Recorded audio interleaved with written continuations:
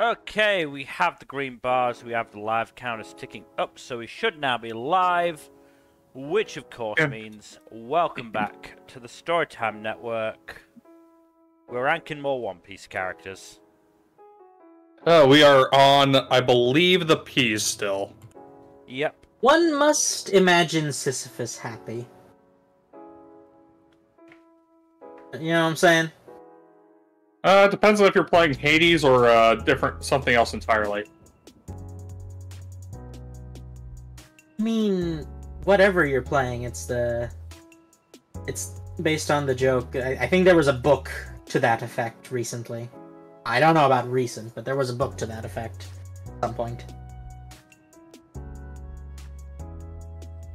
Alright, well, let's get ourselves underway with this Freddie Mercury looking motherfucker, Peeply Lulu. Oh, Lulu, you and your funny cowlick. Who is one of the foremen of Galila. Yep. Not as prominent a character as Polly, but still fun. I'm gonna be real with you, I forgot he existed. Uh-huh. I feel like that's not necessarily uncommon. I think just for the Freddie Mercury-like design, star with no substance. Yeah. I don't even know that is that supposed to be Freddie Mercury? Because it doesn't look like it to me, but like I've been wrong before. Again, he has a silly design and he has a funny joke. That's enough. I think it's Freddie Mercury-like. At the very least, it's silly. And we do love silly. Peckham's. Peckham's is a good character. He's a somewhat complicated character. At least in my eyes. Because, like... Right? No, I get it. He's like... His deal is not necessarily the most... It's not unsympathetic, but it's not exactly sympathetic either. In many ways.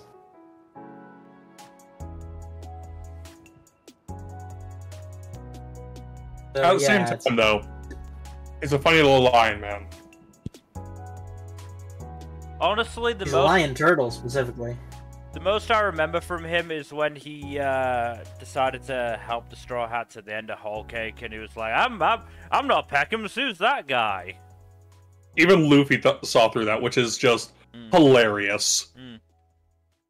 Yeah, you know you've done something wrong if the stupidest man in the East Blue the man that made Zoro face fault twice at the same time by not recognizing Foxy's disguise in, I'm assuming, filler. Yeah.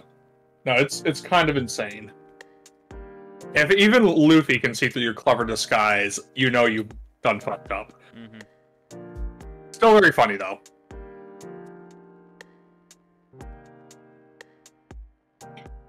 The real question is, can he dodge? He can tank stuff, that's for sure. I mean, not overly well. He ended up getting beaten. I mean, that's just not necessarily that's not rude. Surprising.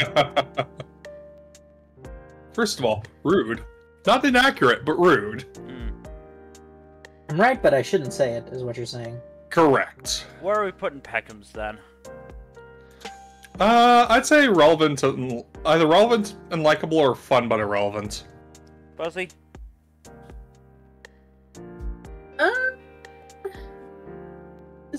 I think fun but irrelevant.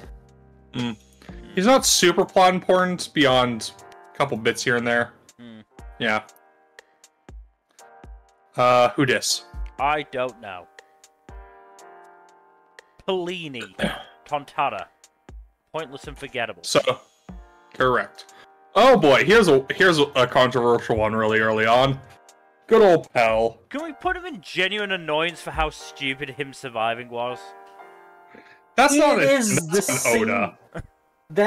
True, but it is one of the single stupidest things to occur in early One Piece. It is definitely the most egregious fake out death. You were gonna call it a cop-out, because it is a cop-out. Again, super egregious fake out death. Even by my rather generous standards. Yeah, you do have, like... I'm not making any bones about it. I have pretty generous standards compared to you two. Yeah. But even I think his fake out death was egregious.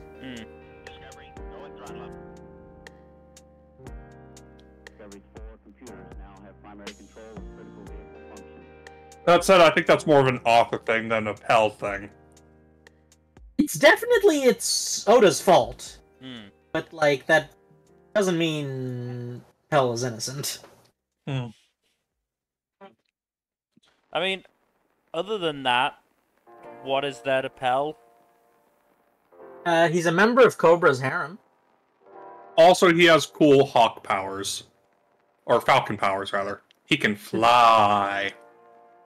Really not that much of an achievement at this point I know, in the but series. it's neat. Also, like, genuine loyalty and a surprisingly touching flashback that is slightly tainted by the fact that he doesn't die immediately afterwards. Yeah! It really do be the primary issue, isn't it? Yeah. The flashback is still very touching, though, and it is a very nice... It would have been a nice send-off if he'd actually died. Which, you know there's something wrong when the nicest thing you can say about a character is, well, it would have been better if he died. I don't think it would have necessarily been better if he died, per se. It would have been better if there hadn't been a fake-out of his death in the first place. Regardless, I do think his relationship with the Nefertari family is very nice, and I do like the banter he has with Chaka as well. Ah, yes, his totally, deeply heterosexual life partner. Yes, Fuzzy.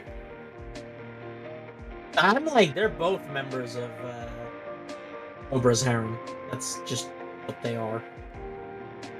This is known. I'd say ultimately irrelevant, but fun but irrelevant, I'd say. Probably would be a good place for him. If he'd actually died, he might be getting past irrelevant, but yeah, no. Since he didn't die, he stays there. Yeah, the thing is, inherited will is a big thing in this series, so dying actually does make some characters a lot more relevant. Oh hey, Penguin. Pengy! I forgot this was a character that existed. He's one of the more prominent members of Law's crew. He's like one of the... Like, there are like, what, 4 members of Law's crew who are prominent? Yeah, Penguin, Sachi, Beppo, and Jean Bart are the only real prominent ones. Like, the only other one who is, like, named, I think, that we know of is the one female member of the crew. Everyone else is just kind of generic. Law's crew seems like such a crew of bros. Yeah. Like, tell me that Penguin and Shachi are not, life. Oh no, they're absolutely... I'd say fun but irrelevant, though, because there's not really much to them. Yeah.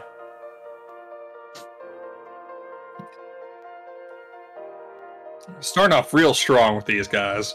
Popoko, Alvida pirate. Oh, that is, like, super forgettable. Perona. Okay.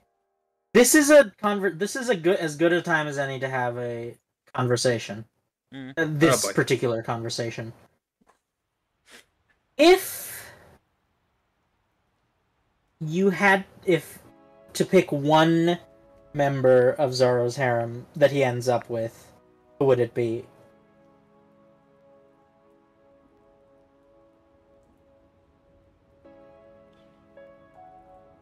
Why is this as good a time as any to ask this again? Perona's a member. One of the members of Zoro's. I'm aware of this. Wait, no, she's not the last one. No, she's not, but like... Actually, no! Haven't we gotten... Oh, we haven't gotten to Tashigi yet. Tashigi is in the T's, and we haven't gotten to the T's. Yes. Still, it's good to like just float it out there, just for the sake of knowing that it's something to keep in mind. Because that is a conversation. Yeah, I think it's a conversation we should probably have on an actual like One Piece related podcast that isn't the tier list though, because that's a whole ass derailment right there. Oh, come on! Since when have we cared about that? Since we're trying to get through a gigantic tier list. Look, I don't mind playing some Pirate Warriors 4 again at some point. Hey, maybe we'll be able to do that when we get the next DLC out. That'll be soon, right? I think it should be soon. Yeah, unironically, it might be not that far off. Yeah. We only know that Uta's going to be in it, though. Very curious as to who else will be on the DLC. Actually, did we not? Yeah, Perona is a very fun character, but she is not a major... Honestly, I think no, Perona we do is know, one we of do know the who's going to be in it. Oh, we do. Yeah, and it's out in 2 days. Shit. Okay. Who? Yeah, Oh, wow, that's... Uta and film red versions of Shanks and Kobe. Oh, okay. Oh, that's the boring version. Come on, you could have put 2 other characters in there rather than doing reskins. To be fair, the first one just had reskins. Other than Yamato. Yeah. He had guess. reskins to Luffy and Kaido. Yeah, but the reskin of Luffy was, you know, Tier 5 Luffy, and the reskin of Kaido was his hybrid form. I get that it was a big thing, but... All I'm saying is it's lazy. Yeah. Honestly, Perona, I think, is one of Oda's best handled tertiary characters, just because, like, he neither overuses nor underuses her, really. And now she's Mihawk's daughter. I think she could find a better dad. Her luck with dads has not been great. Yeah, first she had Moria, then she had Mihawk. But yes, honestly, I do think... I don't know about best supporting, because that does seem a bit much for her. No, that seems a lot. Relevant and likable for sure, though. Honestly, she's a very fun and character. Seems a bit much. No, I think it's reasonable. Yeah, she's somewhat relevant, and she's very likable. At least, as far as I'm concerned, but, she's overall a very fun character. So you're a fan of the gothic Lolita fashion, Fuzzy? Look, if I could pull it off, I would. Sadly, that's an entirely different conversation. It's not an easy look to pull off, to be fair. Who the hell is this? Petermoo, Roger Pirate. Some of these Roger Pirates have weird-ass names. What are you talking about? Roger was apparently a weird-ass dude. That's not in any way news. No. Oh, hey, Pika. Pika has the unfortunate honor of having a legitimately very powerful devil fruit and being good at using it, but having the great misfortune of going up against post-time skip Zoro. He did kind of get boned by the matchup, huh? Oh, he got absolutely fucked by the matchup. He also has a very funny voice. It is very funny. Like, hey now, if there's one reason to watch the Dressrosa anime adaptation, it's the Pika voice. Yeah, but like, let's not... He has a complex about it. We can attack his actions, but we should not attack his character. Or his, Yes. You know what I'm saying. Yes, we know. It's still very funny. Also, like, Zoro finishing off Pika is legitimately one of the coolest sequences in the series. Relevant and villainous, then? Yeah. More for the fight than for his actual character. Though he is actually a pretty competent Devil Fruit user by compared to most of like Doflamingo's crew. In like relative fashion, he is definitely one of the more. He knows how to use the thing. He's just not very good at it. At like being. He doesn't have a delicate touch, but damn if he isn't so powerful. Oh, this fucker, Foxy Pirate. Pickle. Genuine annoyance. Yeah, genuine annoyance. He has a very annoying laugh.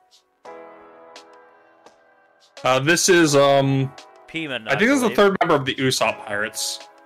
It's third, and we had all the other three as well. No, we haven't, because the other one's Tamanegi. Oh, okay, so this isn't him. This is someone else. This is the second one. This is Peemon. Peemon, okay. So, we were putting the kids in, whatchamacallit. This is Peppa. Hail Paimon, by the way. Hail Peemon. Yeah. No? Peemon in Japanese, Pepper Watched in the... Hereditary? Pepper in the dub. No. So, aggressively mediocre then, right? Where's his friend? Did we put... No, I think we put them in... Fun but Irrelevant. Oh, right, okay. Yeah, I see him. He's right next to Olympus. There he is. Yeah. Fun but Irrelevant it is. Because they're pretty fun. Interesting that Columbus isn't on this. Columbus is literally just in, like, a few pages of the cover story. Also, is Columbus a child or just a twink? Yes. Very unclear. It is extremely unclear, yes.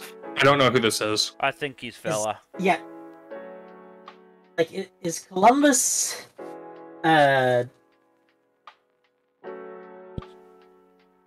Like, you know what I'm saying? Sometimes you gotta ask these questions. I mean, you don't gotta, but you're going to anyways. That's what I Pissarro. meant, yes. Pissarro, the musician of the Arlong Pirates. He wields maracas. It's very weird that Most they the have a Arlong Pirates musician. get absolutely annihilated by Zoro. Oh, yes. That's why... Again, all the more reason to love Zoro. We do stan... We all know where we're putting Zoro. Absalom.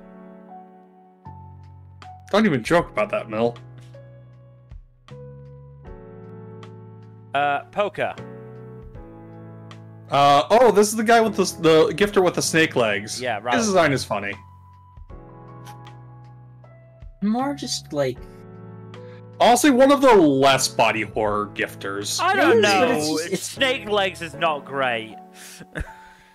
Regardless, it's a memorable design. Especially considering one leg is the back half of a snake, and the other leg is the front half. Oh yeah, that is funky. And then he's got the middle bit coming out of his shoulders. Yeah, again, the gifters are all over the place.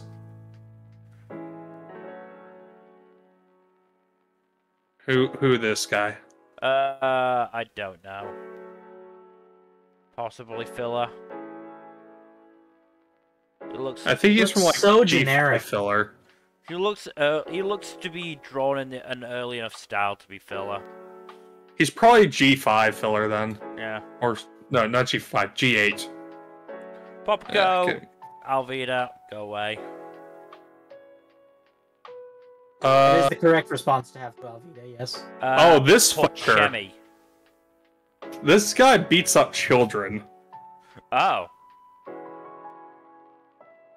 Like, he legit, like, beat the ever-loving shit out of Luffy, if I recall correctly. Or is that Blue Jam? No, that's poor Shemi. I think he's the dude who had, like, the spiked boxing gloves and beat the shit out of Luffy as a kid. Yeah, he tortured Luffy. Yep, Absalom it is. Absolute abominable person. At least he got shot. Mm-hmm. As he should. This is Porsche. She is a foxy pirate. Yep. Ugh. Genuine annoyance. You really hate the Foxy Pirates. Look, the Long Land arc was fairly fun, but the Foxy Pirates themselves were quite annoying. Portgas D. Ace. So, genuine annoyance? Okay, this is gonna be the first, like, really spicy one. His death... Fittingly. His death was only sad because it made good people sad. Well, Ace isn't a bad person. He also died very stupidly. He died in the stupidest way possible, and what makes it worse is that literally everyone in his life who wanted nothing but the best for him were like, hey, maybe don't do this. Mm-hmm. Literally everyone was like, hey, we love you and care about you, so please don't, like, get yourself killed. And he was like, He is very my dumb. vengeance! He's very dumb. I mean, this was literally his fatal flaw coming back to literally get him killed, so... He lost control of his temper and let it get the best of him, and he died for it. Which, again, I don't care if he gets himself killed. What I object to is the sorrow he subjected the others to. Luffy was like, very sad. Luffy was very sad, Whitebeard was very sad, Marco was very sad. Basically, Lots of good characters are very sad. He made, like, half of the cast very sad, and that's very sad.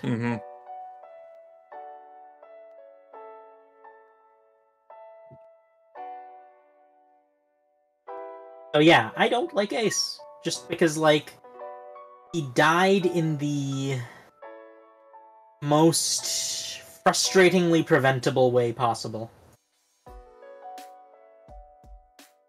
And about that life. You know what I'm saying? So Honestly, a lot of his best stuff is posthumous. Yeah! Where would you put him then, Fuzzy? Would you go Look, genuine annoyance? I don't think that's reasonable. Yes, I would go genuine annoyance, but that's because I'm not the most sane individual we know. I think I have to defer to your judgment on this one because I can't be trusted. Alright then, Jack. So he is legitimately an extremely good supporting character. The issue is, like, does the stupidity of his death disqualify him from best supporting and bump him down to relevance and likable? I believe so, yeah. Do you agree, Mill?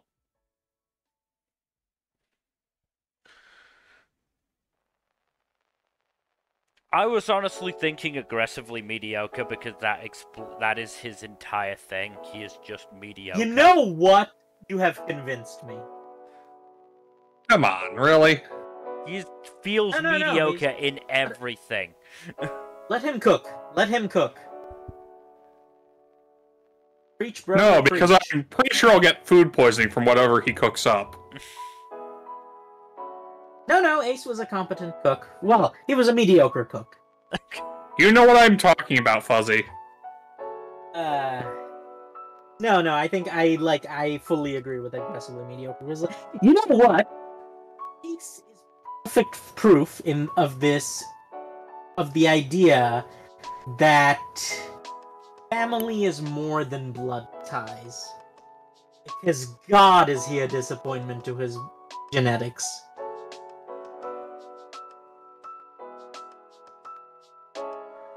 You're just gonna leave me hanging there? Yes. No?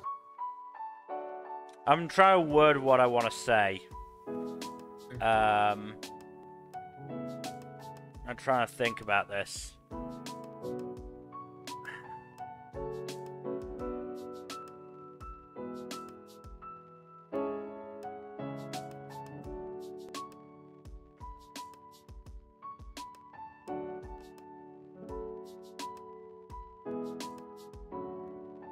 I will acquiesce to relevant and likable.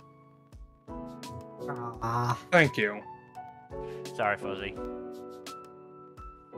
Look, I know you want to do the spicy take, but I don't think it's reasonable to put him that low. I'd argue he is definitely mediocre.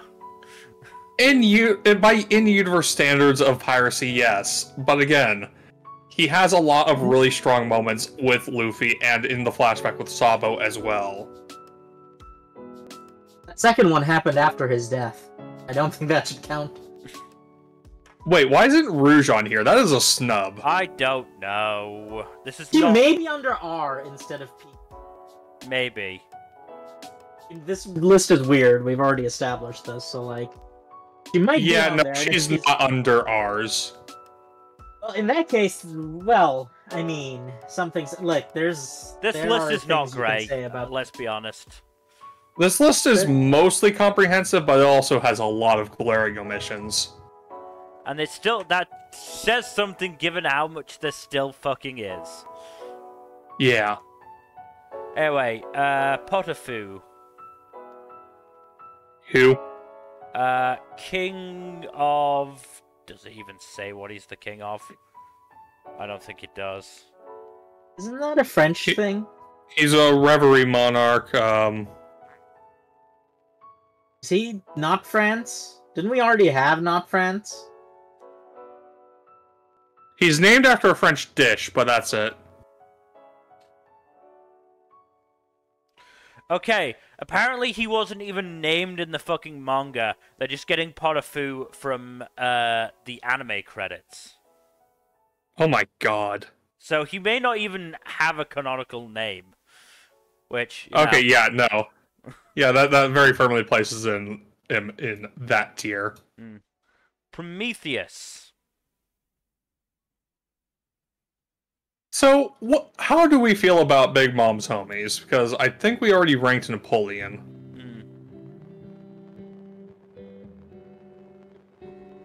I mean, they inherently suffer from a very glaring problem in that they are allies to the cannibalistic serial killer / possibly the R-wordist. Well, she's definitely a tyrant, if nothing else. Yeah, Which, you know, is worthy of condemnation in and of itself. You know, but they're definitely not all of her partners consented. In fact, I'd say the minority of partners consented. Regardless of whether or not that is the case, it must needs be said that Big Mom was not a good person in any way, shape, or form. Fantastic villain, not a good person. Well, that's the thing. Do you consider her to be a good villain? I think she's a very well-written villain, yes. I don't know about that, because I think... We already ranked her, dude. Did we? Yes. Oh. Yeah. Charlotte. We put her in love to hate. And we I did. thought we were... okay, never mind. We put her very firmly in on. love to hate. Let's carry on. Because she is very entertained to hate. This is about Prometheus, the homie, not Big Mom. Yeah, but they're a package deal is why I'm saying it. Well, Big Mom's personal homies do have their own characterization, is the thing. And Prometheus is a more stabbing sycophant. I mean, yeah. They're mostly obsequious. The only one who isn't is Zeus, and even then it takes a while for Zeus to get there. Zeus is bribed out of it. Yes, exactly. But yeah, Zeus is still a sycophant. It's just that he decides that Nami is a better person to suck up to than Big Mom. Which is objectively correct. But yes, Prometheus is like, yeah, he is very much a backstabbing sycophant. Which, you know, makes him great as like a minor secondary villain, but doesn't really do much for him, you know, as a person. As much as he can be a person with the level of autonomy he has. So, do you want to put him in relevant to villainous or somewhere else? Because he does genuinely have some cool powers. I'm fine going relevant, but villainous. Fuzzy? Yeah, no, I'm cool with that. Oh, this poor bastard. Pudding. This is the poor bastard who just tries to arrest Arlong and gets his whole ship killed. I mean, he tried. he does get credit for trying, but like, you get points for credit, but you do not get points for execution. You know, that whole... Honestly, don't even remember him existing. He's the Marine dude who tries to arrest Arlong. I don't remember that happening. You know what? Fair. This is the dragon that they meet on Punk Hazard. I assume it's here because Punk has her dragon or some shit. Probably. That would make sense, yeah. And then Zoro recreates the legend of his ancestor. Yep. Honestly, really cool moment. But, the dragon doesn't really have much personality. Fun but irrelevant. I don't know if this is what... Yeah, fun but irrelevant, I'd say. We've put The homage is nice. Yeah, the homage is nice. And, it's just really cool seeing a fucking dragon. Queen Mama Chanta. Big Mom's AKA ship. Big Mom's ship. Yeah. It's much more explicitly alive. Like, a lot of the ships are alive, but this one is just, like, explicitly alive. Yep.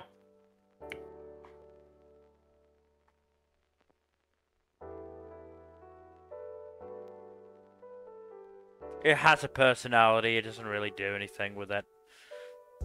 Yeah. The concept is cool, though. Queen. Oh, Queen.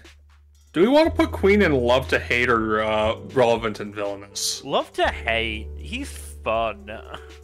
He's fun. He's fun. He is vile, more... but he is fun. He does do war crimes, but like most of the people in Love to Hate do that, yeah.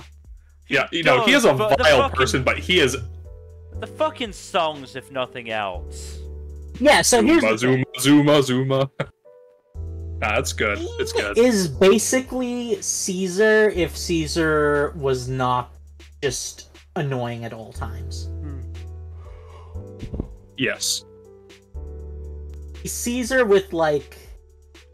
actual entertaining qualities. Yes. Well, to be fair, Caesar is entertaining when he's getting dunked on. This one's Rabbit Man. Yeah. Another gifter. I looked at his full design. Holy fuck, that's horrifying. Yeah, he's basically got a rabbit head growing out of his face. Yeah, like a beard. It's not that interesting of a design, to be brutally honest. Or not. I believe this is Rabian. Yeah, Rabian. The flying carpet.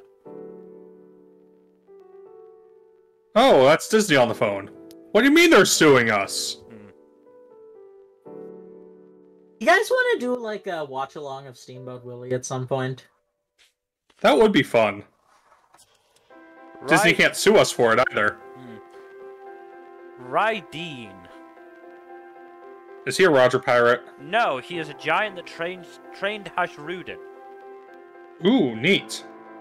I mean... completely irrelevant. Yeah. Super relevant. Nice bit of trivia, though. Raizo, peak character, obviously.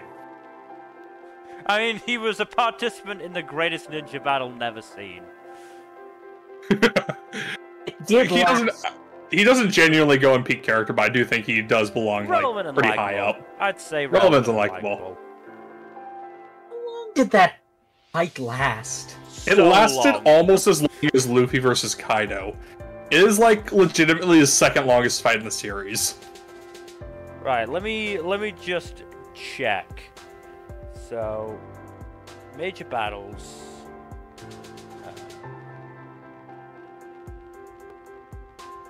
So, stay behind to confront Orochi Oniwabanshu leader Fukuro Kuju. And that's in chapter 1009. Raizo remained resolute and succeeded in outlasting him in 1038. That is a 30 chapter 29 fight. chapters. Oh yeah, 30. Yeah, 30 inclusive. Yeah. That is the second longest fight in the series behind the Kaido fight. Just ridiculous. And we just... All we basically saw for so much of it was just fucking Raizo and Fukurakuju just facing each other in ninja They were style. screaming nin at each other. Don't forget about that. Well, yes, obviously. You can't have a ninja fight without ninjas screaming nin at each other. This guy's Rakuyo, I believe.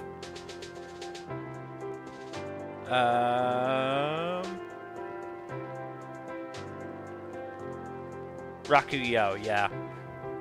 Whitebeard pirate. He is, and not one of the ones we actually know much about or see much. Or care about in any way, shape, or form. Yeah. Whitebeard pirate. Ramba. Oh, another one.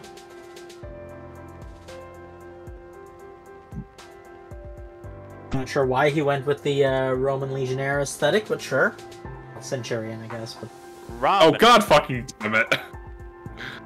Oh, actually, no, this would be less this would be actually more offensive if he had a name based off of, Oh, no, ramen is a Chinese dish, never mind. But it's also a Japanese dish. So, it is very funny to me that Kano and Wano are literally just, like, extremely similar names for countries.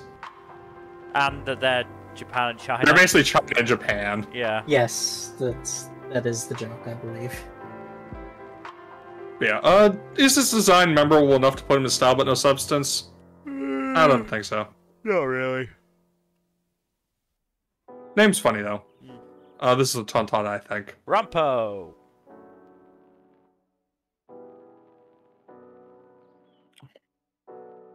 I believe this one's Randolph. Yes. Rabbit homie. Legitimately, Another one? he's a rabbit musketeer. He has a neat design. No, he's not. But that's about it. Oh, you mean his actual like? He has a musketeer type Okay. design. Yeah. Yeah, I thought you were saying he was one of the. No. musketeers. He's not a mink. He's not a mink. Yeah. He just has a musketeer type design, and I think that's neat. Yeah. Sorry, that confused me for a second. No, that's fair. That was completely fair. I say style but no substance.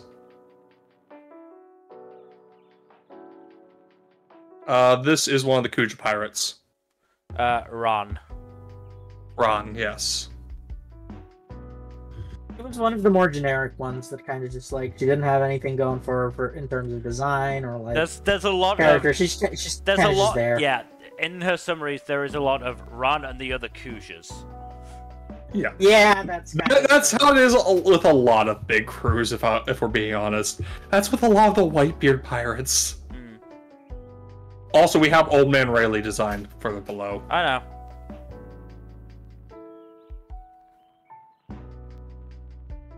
Yeah. I mean, technically, he should be in the S's, because isn't his name Silver's Rayleigh? Yeah, I don't know why they put him under just Rayleigh. Best supporting? Best supporting, definitely. Any complaints, Fuzzy?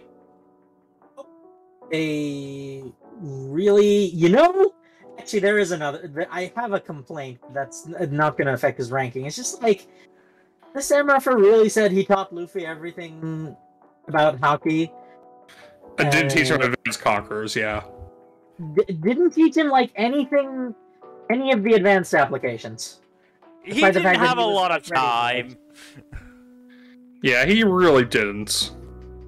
He left 6 months early! He had stuff to do. Also, Luffy spent a lot of time just learning a bunch of shit that wasn't even at the advancement stage during those 6 months. It could be argued that he was not ready for advancements yet. And maybe he wanted Luffy to face some sort of a challenge. Because imagine if he was able to do that advanced hockey early on and just fucking curb stomped his way through. Well, I mean, he curb stomped all the way through. Curb stomped his way through Fishman Island. He would have curb stomped his way through Dressrosa. He actually had a hard time with Doflamingo. No, but he had Gear 4th in his back pocket the whole time, so it's not like he would have necessarily used it even if he knew the advanced ones. Regardless, oh, Rebecca, that's a fun one. He's not her outfit is egregious. I don't think she was the best handled. She's probably the weakest of the princess characters that Oda's written, in terms of, the writing around her. Yeah. And she serves more it's somewhat of a departure, honestly, but she serves more as a device for Kairos' story than sort of a character in her own right. I get what Oda was kind of going for. She didn't need to to deal with more violence in her life. She wanted to just, have a good, peaceful life and didn't want to resort to fighting anymore. I still think, it would have been nice if he'd let Rebecca fight alongside Kairos against Diamante. That would have made it a little bit better. Yeah, it's yeah, she's not great. She's likable, but she's not exactly relevant. Mm-hmm.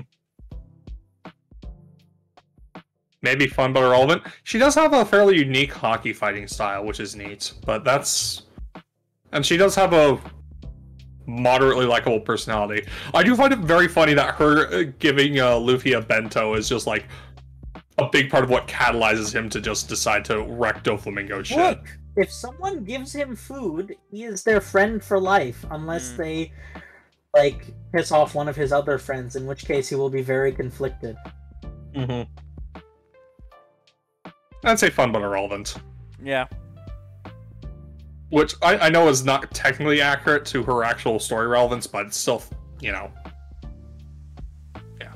There is a better character for her arc, not even 3 entries past her. This is Ricky, I believe. Richie. Oh, this Richie is the Mochi's Lion, line. yes.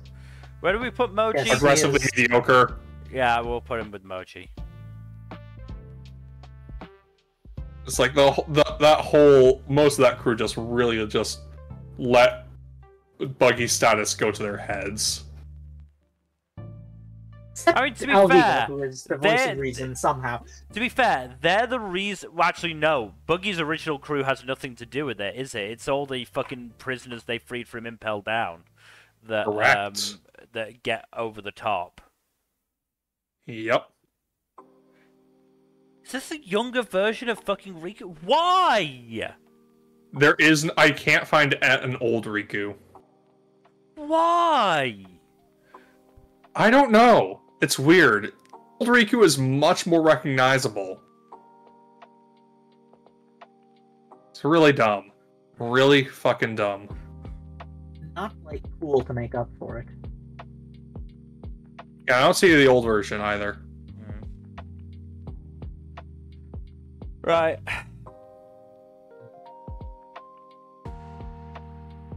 So where do we want to put him?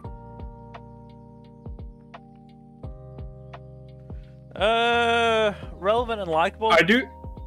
Yeah, I say so. He is pretty base for helping get rid of the warlord system. And also for, being an actual pacifist as a king. And advocating for peaceful a martial solutions. pacifist. Well, yes, but still, actually advocating He for beats the crap out of pacifism. people, he just doesn't murder them. Again, a reasonable pacifistic stance. Yes.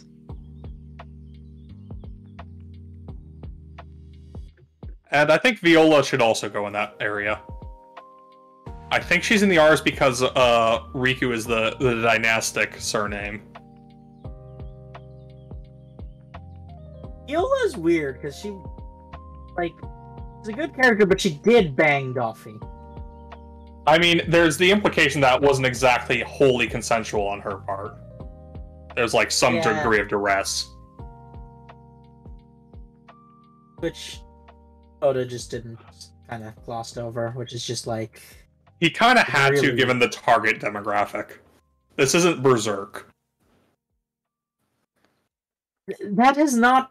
He's, literally, the man has covered much more dark subject matter than Berserk in a much more nuanced fashion. I don't think this isn't Berserk as a valid argument.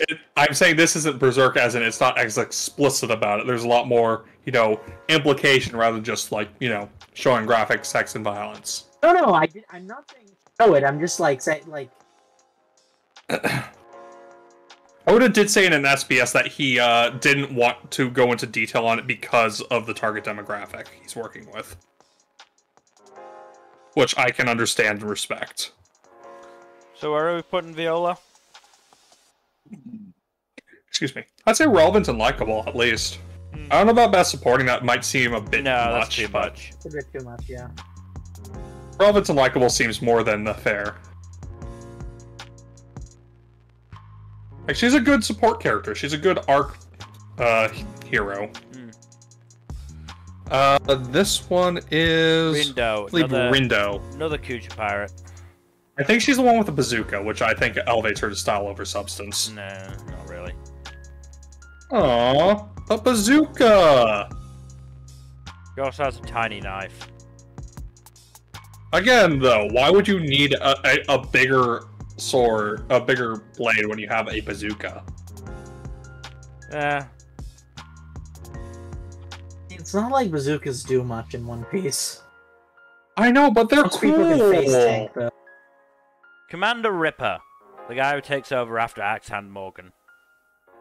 I do think he does get points for, actually being a reasonable person, turning a blind eye to Kobe, saying farewell to pirates.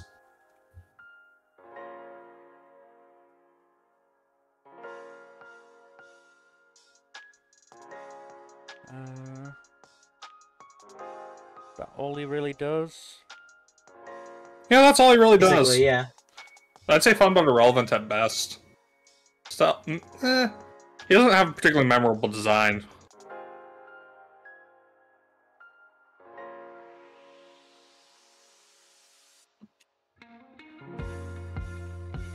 No, I'll give him fun but irrelevant. He seems like a pretty good dude. He at least refuses Morgan's order to kill Rika.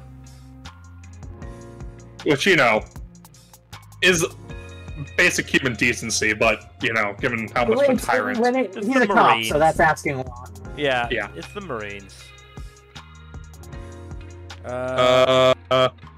Who's this bastard? Road. This is one of the new giant pirates. The Navigator. Being a giant automatically makes him style over substance at minimum. Now part of the fucking Straw Hat Grand Fleet, which is funny. Yeah. Style over substance? Style but no substance? Yeah.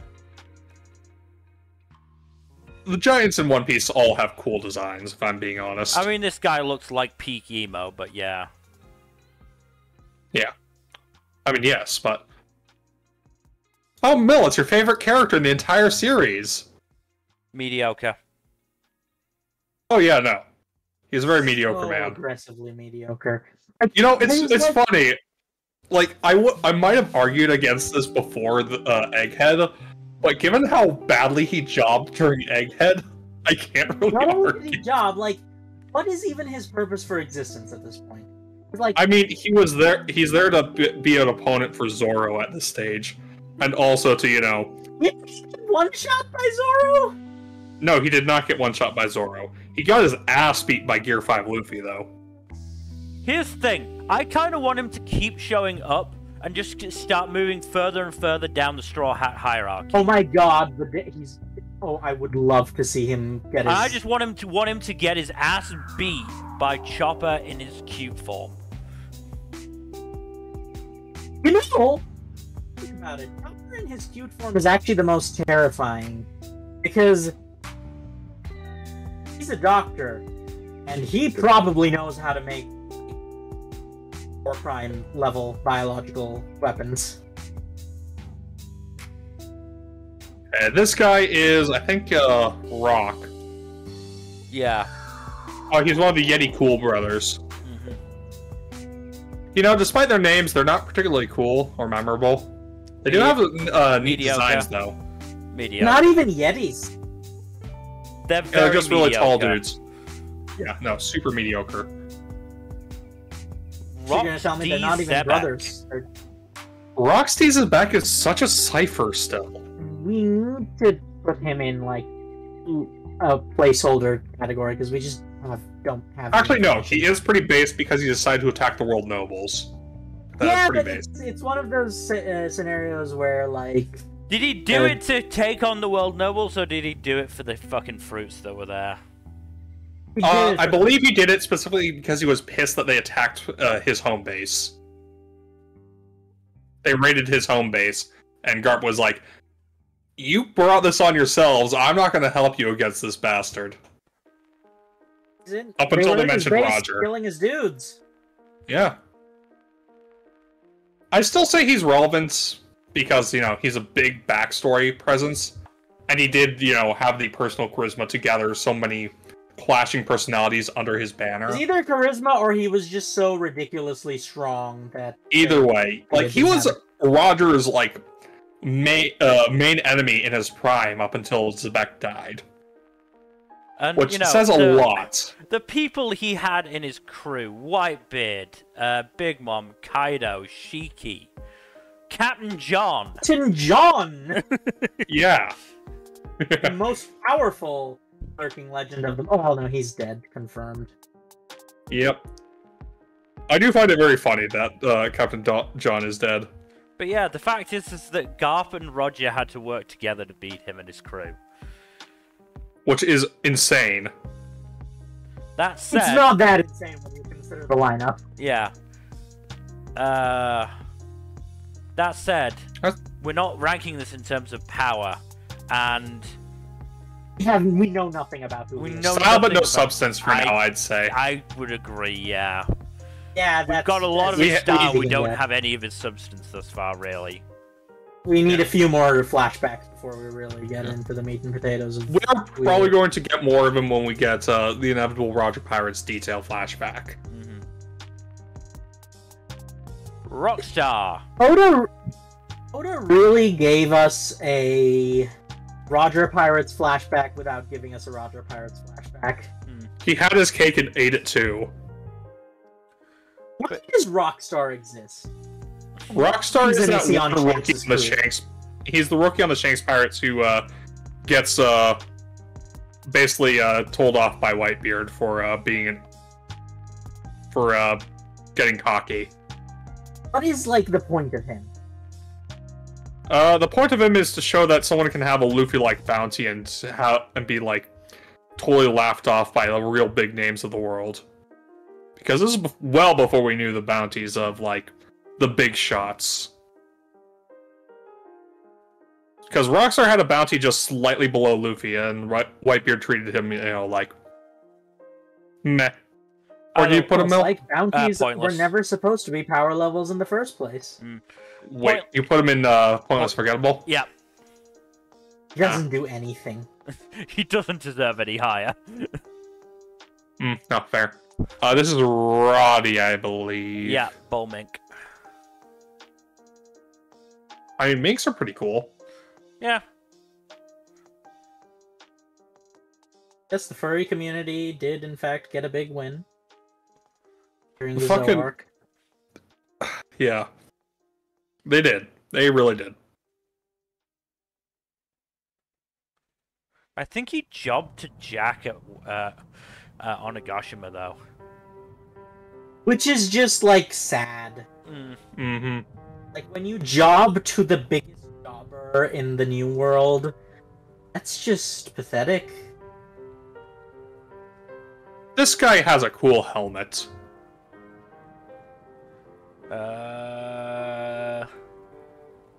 He did also get the absolute living... Isn't he the one that... Whitebeard. Yes, he's the one who got, like, shockwaved at, like, point-blank range.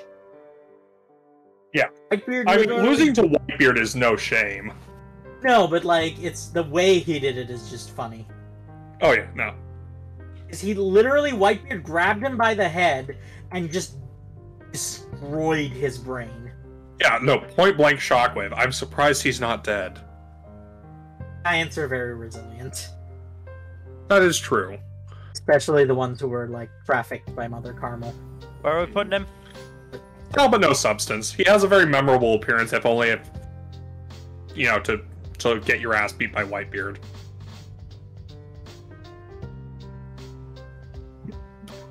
Rora Noah Zoro. Don't you mean Zolo? Fuck off. Well, you have to admit that after a certain point, it's just not funny anymore. No, it's still funny. Regardless, peak character. He literally goes one space below Luffy. In fact, he goes above Luffy. I'm sorry, but like, I'm not comfortable putting Zoro above Luffy, but I do think Zoro is. All of the first mates are essentially the people. Luffy is Frodo, Zoro is Sam. Zoro is a very violent, murderous Sam, but yes. You don't know what Sam was like in the bedroom. You're funny.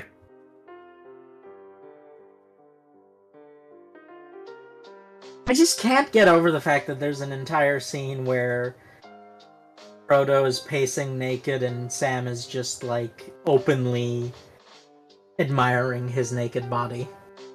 There is? It's not... No. There is, yes. Are you talking about in the books? Because it wasn't in the movies. Yes, in the books. Obviously in the books. Yeah. Anyways, this poor bastard is Roshio, and he got murdered by Bellamy, of all people. That does not speak to his competency now. Aggressively mediocre. He is memorable only in that he got murdered by Bellamy. I'm gonna say pointless. You know what? That is fair.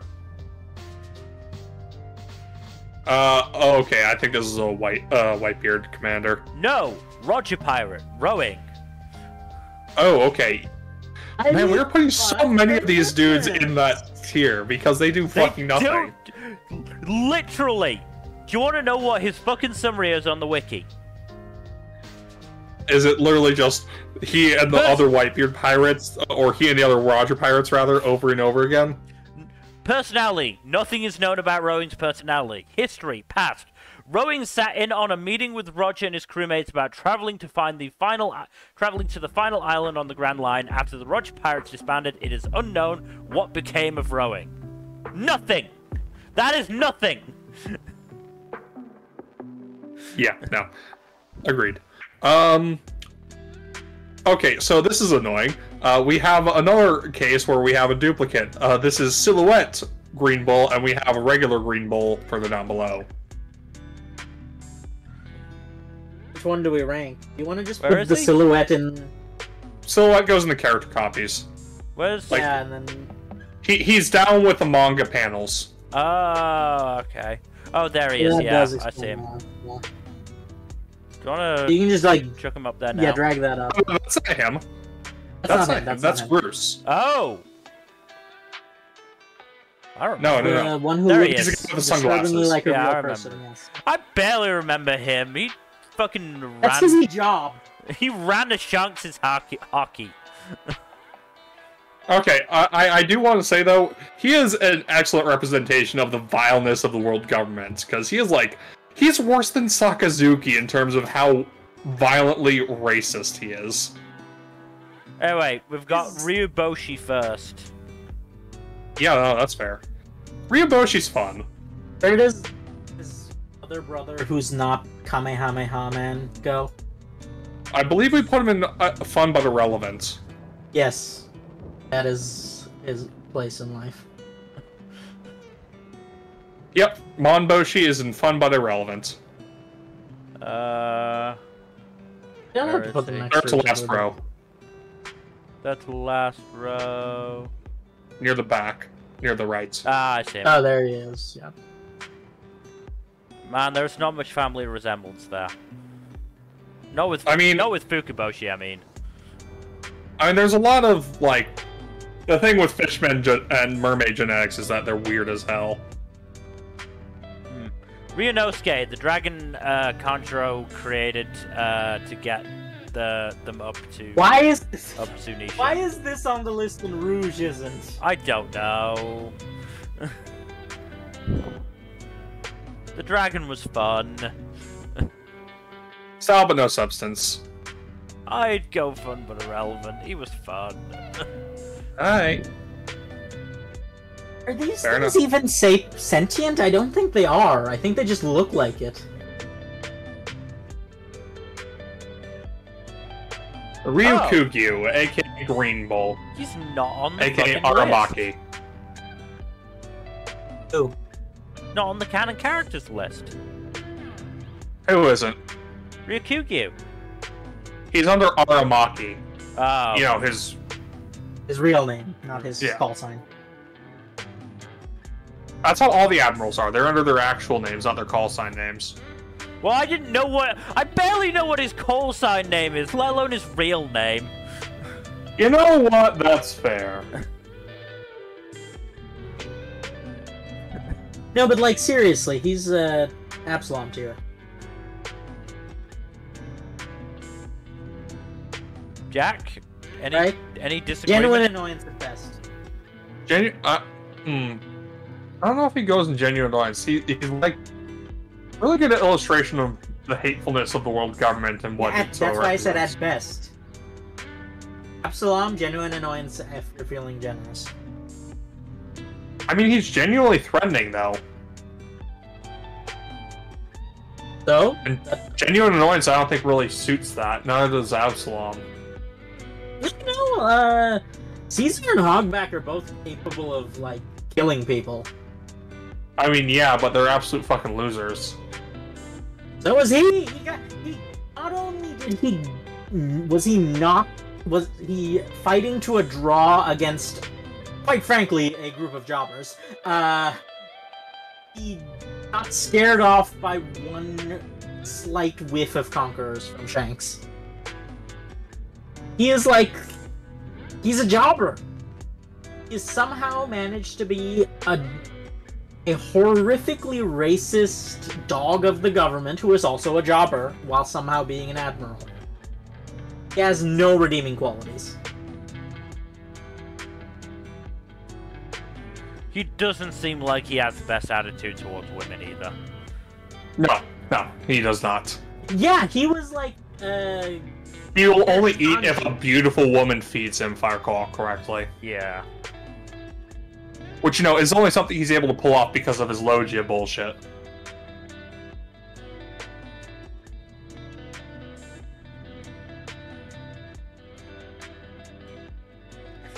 occurred to me that, Pink Rabbit and Brown... Was it Brown Boar? Yeah, it was Brown Boar and Pink Rabbit. They're both Logias too, probably. Right? Because admirals tend to be Logias, and they were both in the running. It's not relevant to the discussion, I just thought it was interesting to point out. Hmm.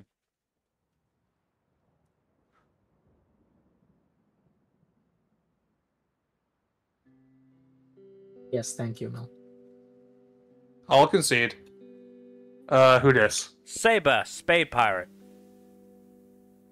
Yeah, no, we know fuck all Put him about with him. the rest. We need to get that on the soundboard. Sabo. Honestly, genuinely, I think he deserves best supporting.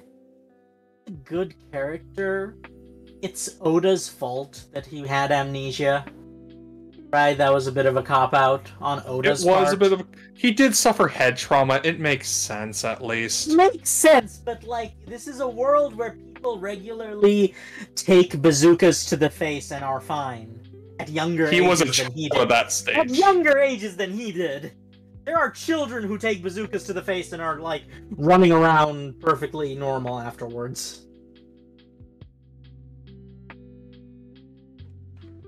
You know what? I don't know how I feel about him just having the fire fruit. It almost just kind like- of feels like Oda was like, yeah, I kind of fucked up with Ace. I need to make a better version of him. Yeah, Also, Sabo's pretty base for, you know, trying to overthrow the world government. Yeah, That's no, pretty- I'm not arguing that he's a bad character. I think the problems I have with Sabo are Borean rather than Watsonian. If you catch my drift. So I like Sabo as a character. I just find that some of Oda's decisions regarding him are weird. You get where I'm coming from, right? Yeah. Like especially because like he's an adult with an established combat system, and it's very unusual. He's actually the only case, including Kaku and Khalifa, where he's the only case where he gains a power that's like basically completely irrelevant to his existing combat system. I mean, in fairness, like, the Logia power does complement his combat style. It does, but it's like it feels he didn't superfluous. Need it. It feels superfluous in a way that like it's not as good as big a compliment as Kaku and Khalifa's were. Oh yeah, because Zoans naturally just work with the 6 arts, like they're just a match made in heaven, considering the fact that the others were Zoans, and Khalifa, considering the fact that she's the sort of assassin type of fruit that makes her able to do that better. Yeah. Like, you get what I'm saying, right? It's just it's literally great for cleaning up messes. Wink, wink.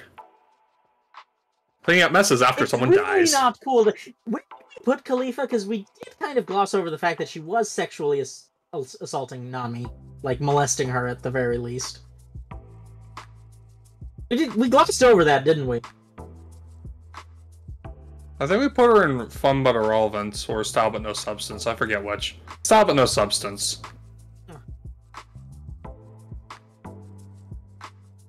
We'll talk about her when we're doing the final pass, but, like, she did touch Nami without her consent in very sensitive places. In fairness, it was a combat situation. Her powers did require her to, apply the effect to her whole body. She can throw out projectiles. That's a flimsy excuse. Regardless, Sadie. Speaking of perverts, yes. Well, I mean, no. I would say that BDSM is not perverted inherently. It's when you don't ask for consent that the issue I mean, arises. She does torture people, so... Yes, but that is her job. So, like... And she enjoys her job very much. Yes, if you love what you do, you'll never work a day in your life. She also did get her back broken by Ivankov, which was pretty cool. Gender bent Ivankov, even. Break her back and make her humble? Mm-hmm. Well, it didn't really do much. Also, isn't she banging Magellan? No, she has a crush on Magellan, and he does not appear to notice. He is very much... his entire thing is, I clock in, clock out, and I eat my poison that gives me diarrhea. That's his entire thing. I'm pretty sure he is, like, strongly Arrow Ace coded. Yeah. Where are we putting Sadie, then? Also, it's a love triangle. Style, no substance. She is very memorable design-wise. Hannibal is into her. Yeah, Hannibal has an unrequited crush on her, and she has an unrequited crush on Magellan. The twist is, Magellan wants to bang Hannibal. It'd be funny if it was a true love triangle. If it's, yeah. You know where we're putting the world nobles. All three in Absalom, yes. Basically, every world noble except Mjosgard and Homing. Homing, yeah. Well, we already did the Don Quixote family, but yeah. Don't know where. Absalom, all three of them. All three of them, Absalom. All three of these world nobles. Okay. The world nobles, yeah. Okay. The world nobles. I didn't realize these were 2 world nobles. Yeah, they're I didn't recognize them. It's a dad and his 2 kids. Also, it's very appropriate that they're in a tier that's not named for them. They'd hate that. It's perfect. It's named after a guy who just died. Yeah. He just killed and his fruit was taken. Perfect. It's something they'd hate. Even. Yeah. So, yeah. Sigh. Which one? Oh, I don't like his storyline or how it was handled. He's still a fun character, honestly. Where do we put Baby 5? Yes, aggressively mediocre, I believe. Yeah. Yeah. Y'all are way too harsh on this. I'm willing to put him We've fun but established that irrelevant. I'd say fun but irrelevant seems more fair. He's just an inferior version of his grandpa. I mean, where do we put Chin Chow? Oh, and I've put him in style with no substance. We'll leave him in style with no substance then. That seems reasonable. Yeah, where did we put Chin Chow? Did we put him in relevant and likable? We did, yeah. Yeah. I don't know why we're saying relevant but likable. It's relevant and likable. Sakazuki, Akainu. I mean, Love to hate. I don't know. He's much less like his stick is not as fun as the other villains in Love to Hate.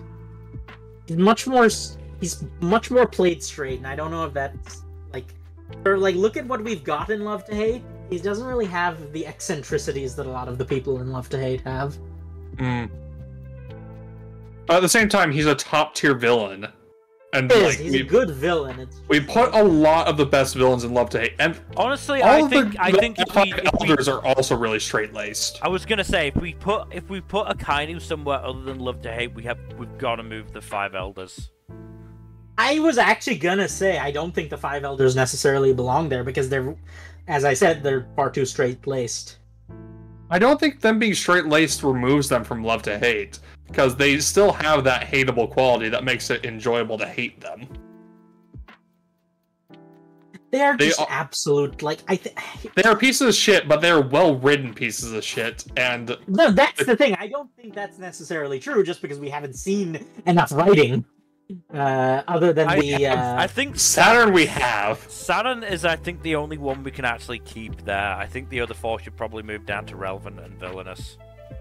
Yeah, that's fair. I still think that Sakazuki should be up there with Saturn. I can buy that to a certain extent.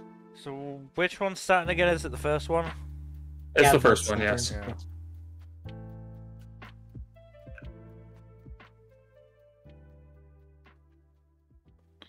Yeah, the other 4 can go in relevance and villainous for now, because we don't know enough about them.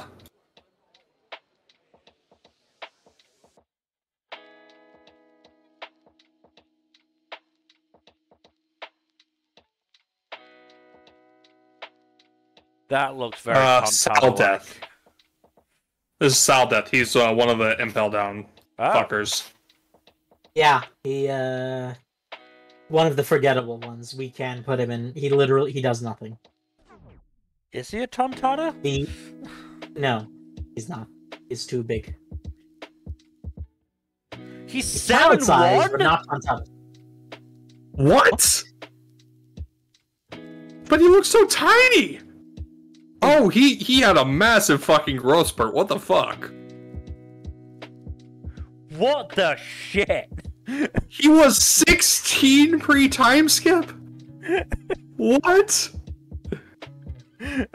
How will you have that much of a growth spurt in 2 years? Well, no, some people do grow like weeds.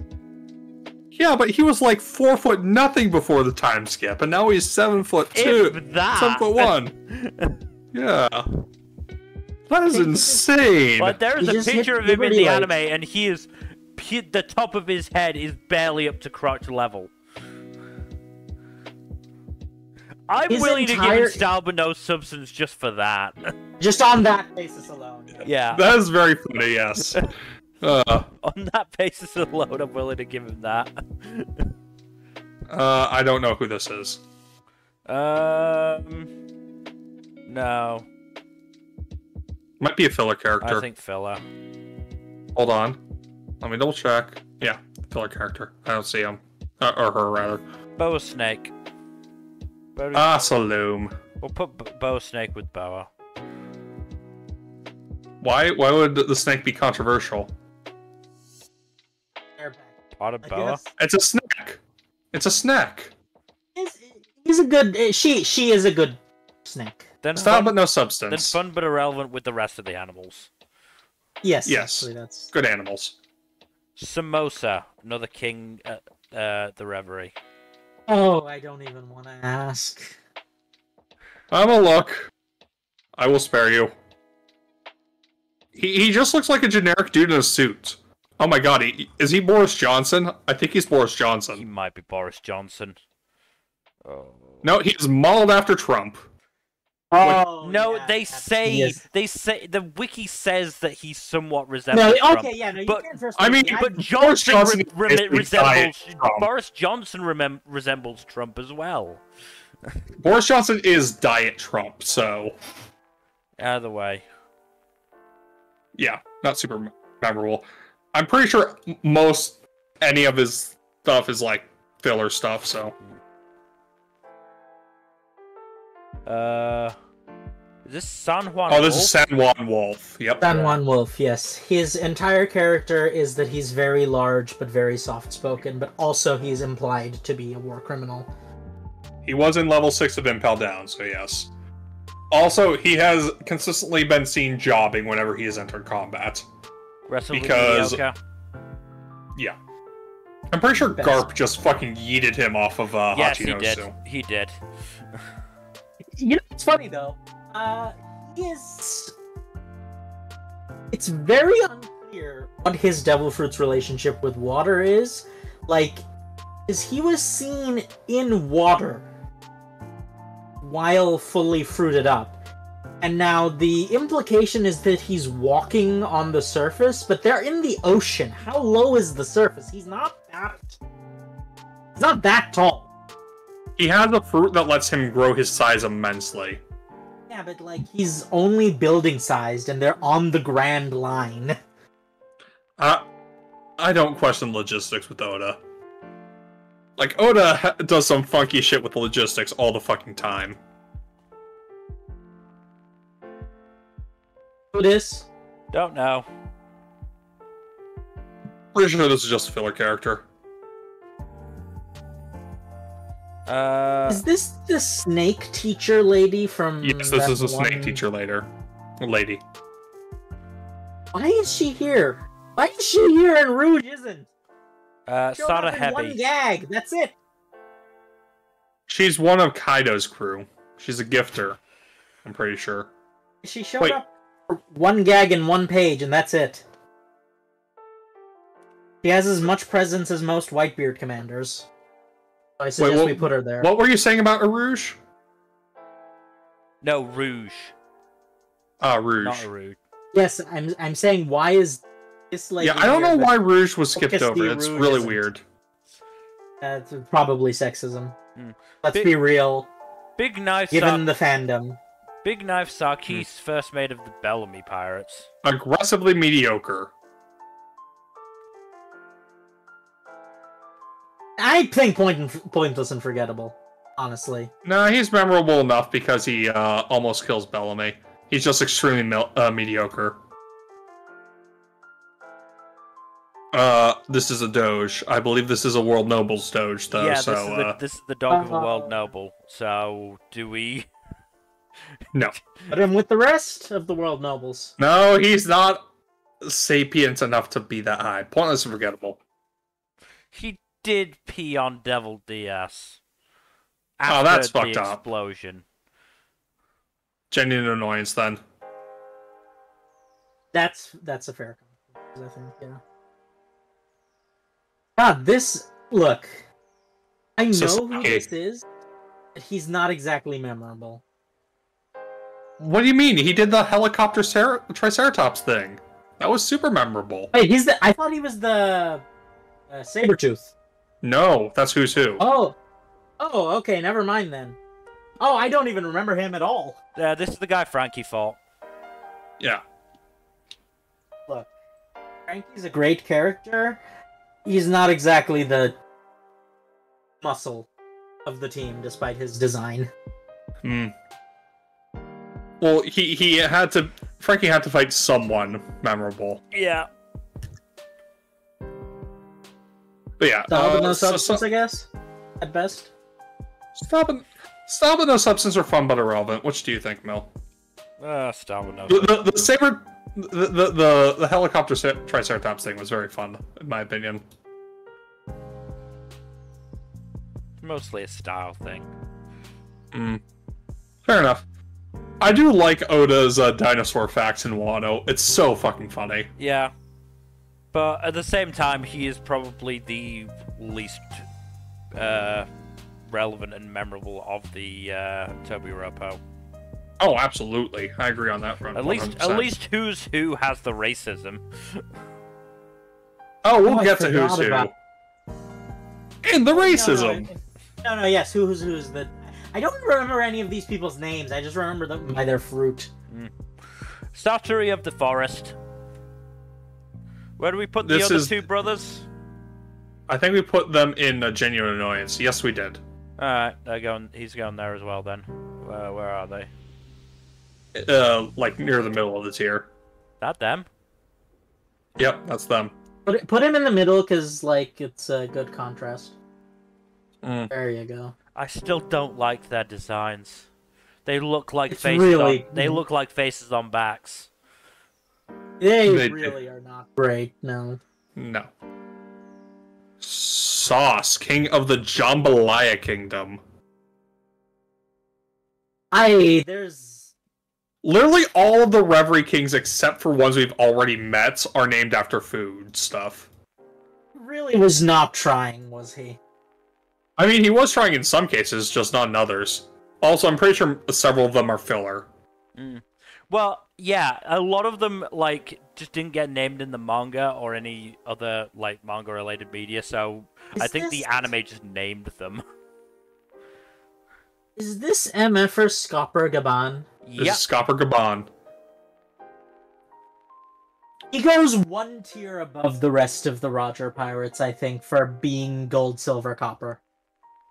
That would be aggressively mediocre, which doesn't seem appropriate. I'd say style but no substance. Yes, for the sole purpose of he completes the theme naming. He is the second mate of the Roger Pirates. What is that? That is a scorpion. I think. Very unclear.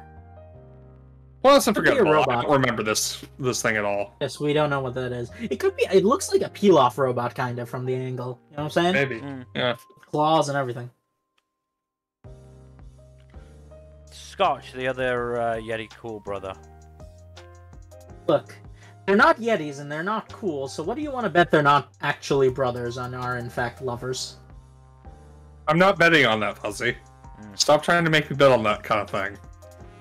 Scratch Manapoo.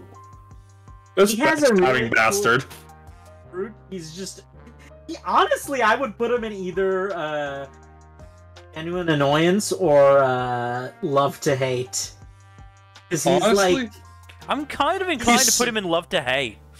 I agree. He is a backstabbing motherfucker, but goddamn, is he not entertaining? He's got a funny stick. Yeah, he's got like... He's goddamn, he isn't entertaining. Also, he has a really, like, obscenely powerful fruit with an extremely, like... I don't think I've seen a fruit with as glaring and obvious a weakness as his. It's an obvious weakness, but it's not exactly one that's easy to capitalize on. There's noise. You just wear noise-canceling snails. Easier said than done. Alright, this guy's another member of the Roger Pirates. Do you want to know what his name is? What's his name? Seagull Guns Nosdon. Oh, that's fucking great. I'm willing to put him in Style with No Substance just for that. On the name alone, yes. That is so fucking funny. Considering how stupid the names of some of the Roger Pirates are, Douglas Bullet seems... Yeah, Bullet seems tame by comparison. Did Roger just go around asking people their names, just go, "You've got a stupid fucking name, you're in"? Yeah, I think he met... I wouldn't put it past him. You know what? It would have happened after he met Rayleigh. Because he's like, hey, you're gold. I'm gold, you're silver. We should find someone who's copper. And then he met Garlic and went, "You've got a stupid fucking name. Let's just make that the theme of the crew." And it's just like, that's just where he went with it. Yep. Look, considering how how Luffy does his recruiting on the basis of... You seem fun. Mm-hmm. Yes, so... Is this Batman? This is Seki, yes. This is Seki, the king of... This is not Dracula. This is not Dracula. Mm. Seki, the most likely dead king of Lelucia. Yeah, he's super dead. Yes. Oh no, the episode where Lelucia gets nuked got shown in the anime last weekend, and yeah, no, he's super fucking dead. Honestly, kind of BS that Sabo's not. Yeah, where did we... Sabo was not on the island. Where did we put his daughter? Oh right, I forgot about it. I think it was Style But No Substance or Fun But Irrelevant. I don't remember which. He goes one below. I think he goes in Pointless and Forgettable. His daughter was more memorable than he ever was. He looks like a fucking vampire, dude. Oh, we did move Kamane up because she like kicked the shit out of the pirates that took her hostage, didn't she? Yes, we did put her. I think we put her in. I think was it Fun But Irrelevant? It might have been Fun But Irrelevant, yeah. Yeah, but then put him in Style But No Substance for being a vampire. Yeah. One destroyed country. Yeah, so Style But No Substance, I'd say.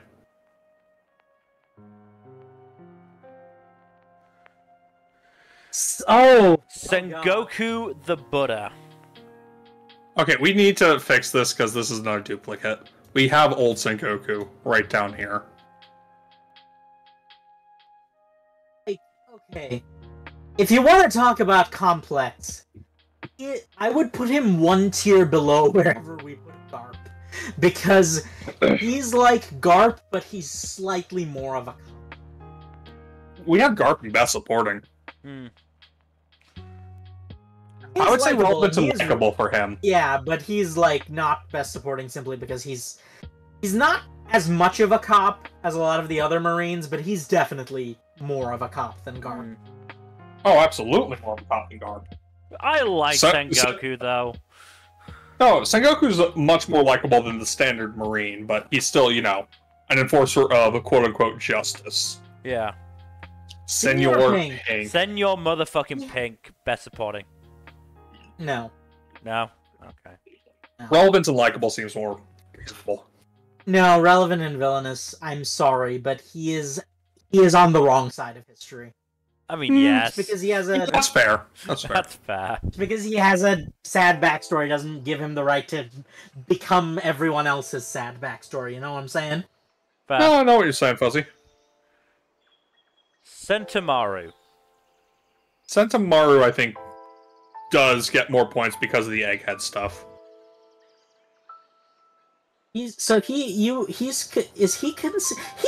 Vegapunk's son, right?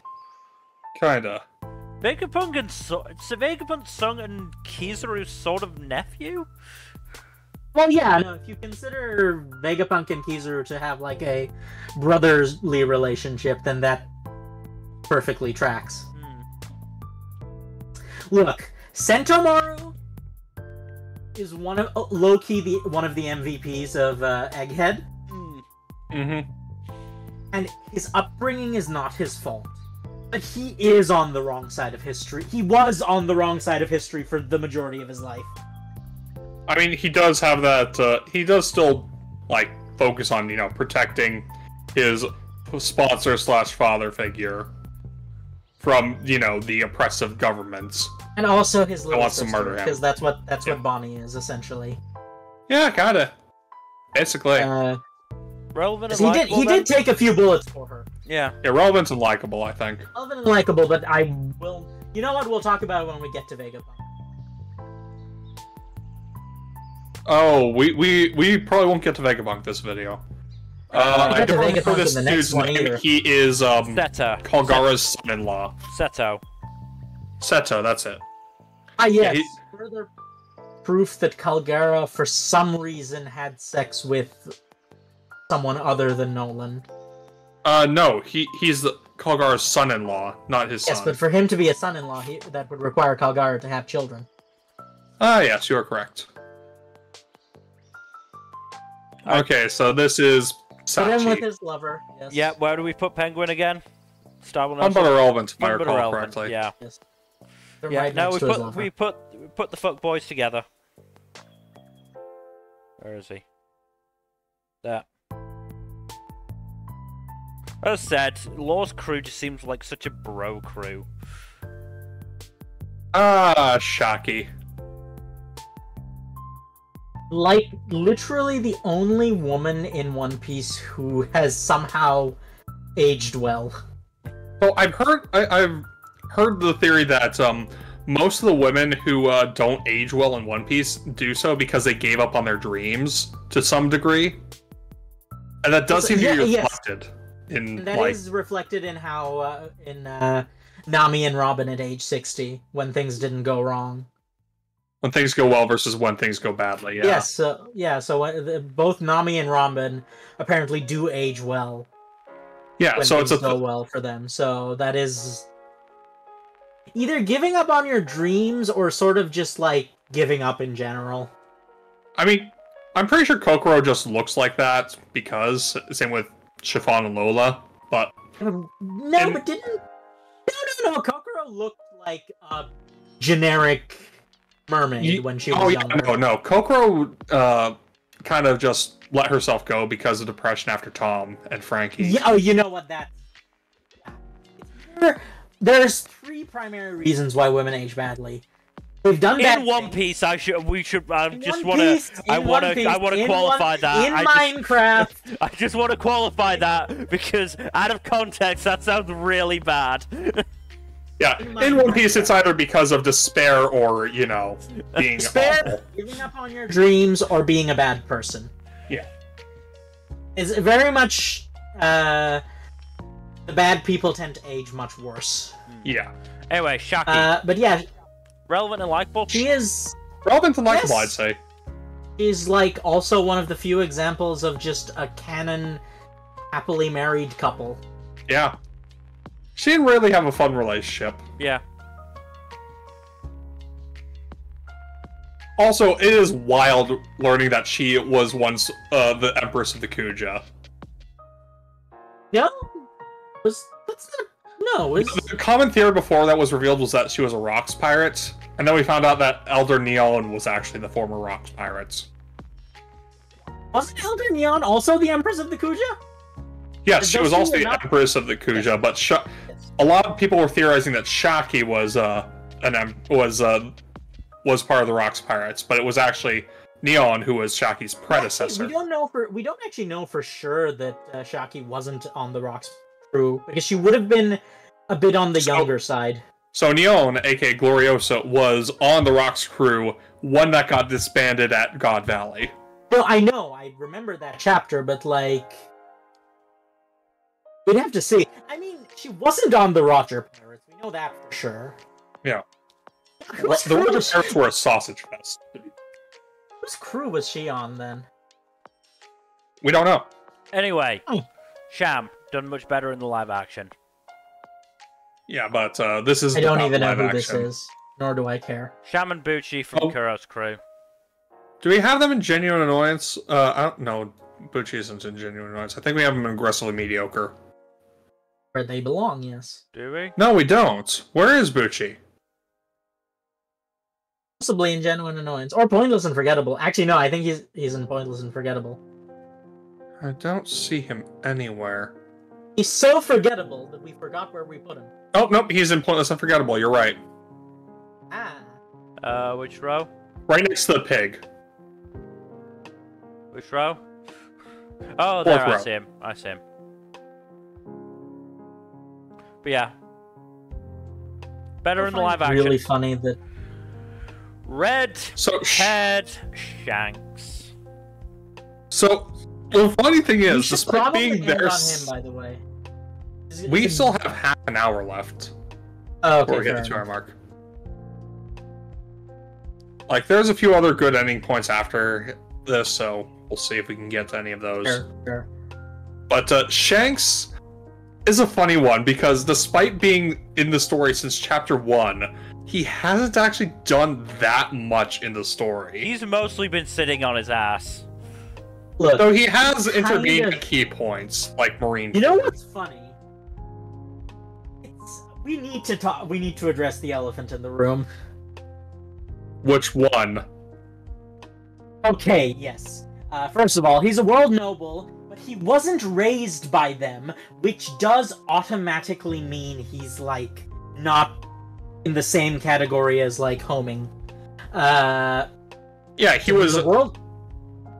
So I'm pretty sure, like, I know this isn't explicitly confirmed by Oda, but I'm pretty sure he was found by the Roger Pirates on God Valley. No, that was explicitly confirmed. Oh, okay. He was found in a trunk.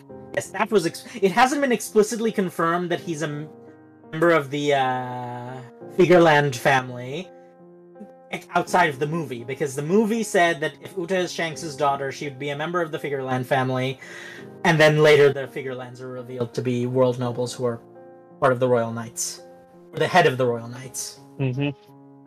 Which is Garling on here, by the way? Probably not. He might be in the manga section. No, he is. He is. He is in the manga section. Yeah. Okay. Yeah, so Garland is his asshole. dad, probably. Dad, uncle, or grandfather.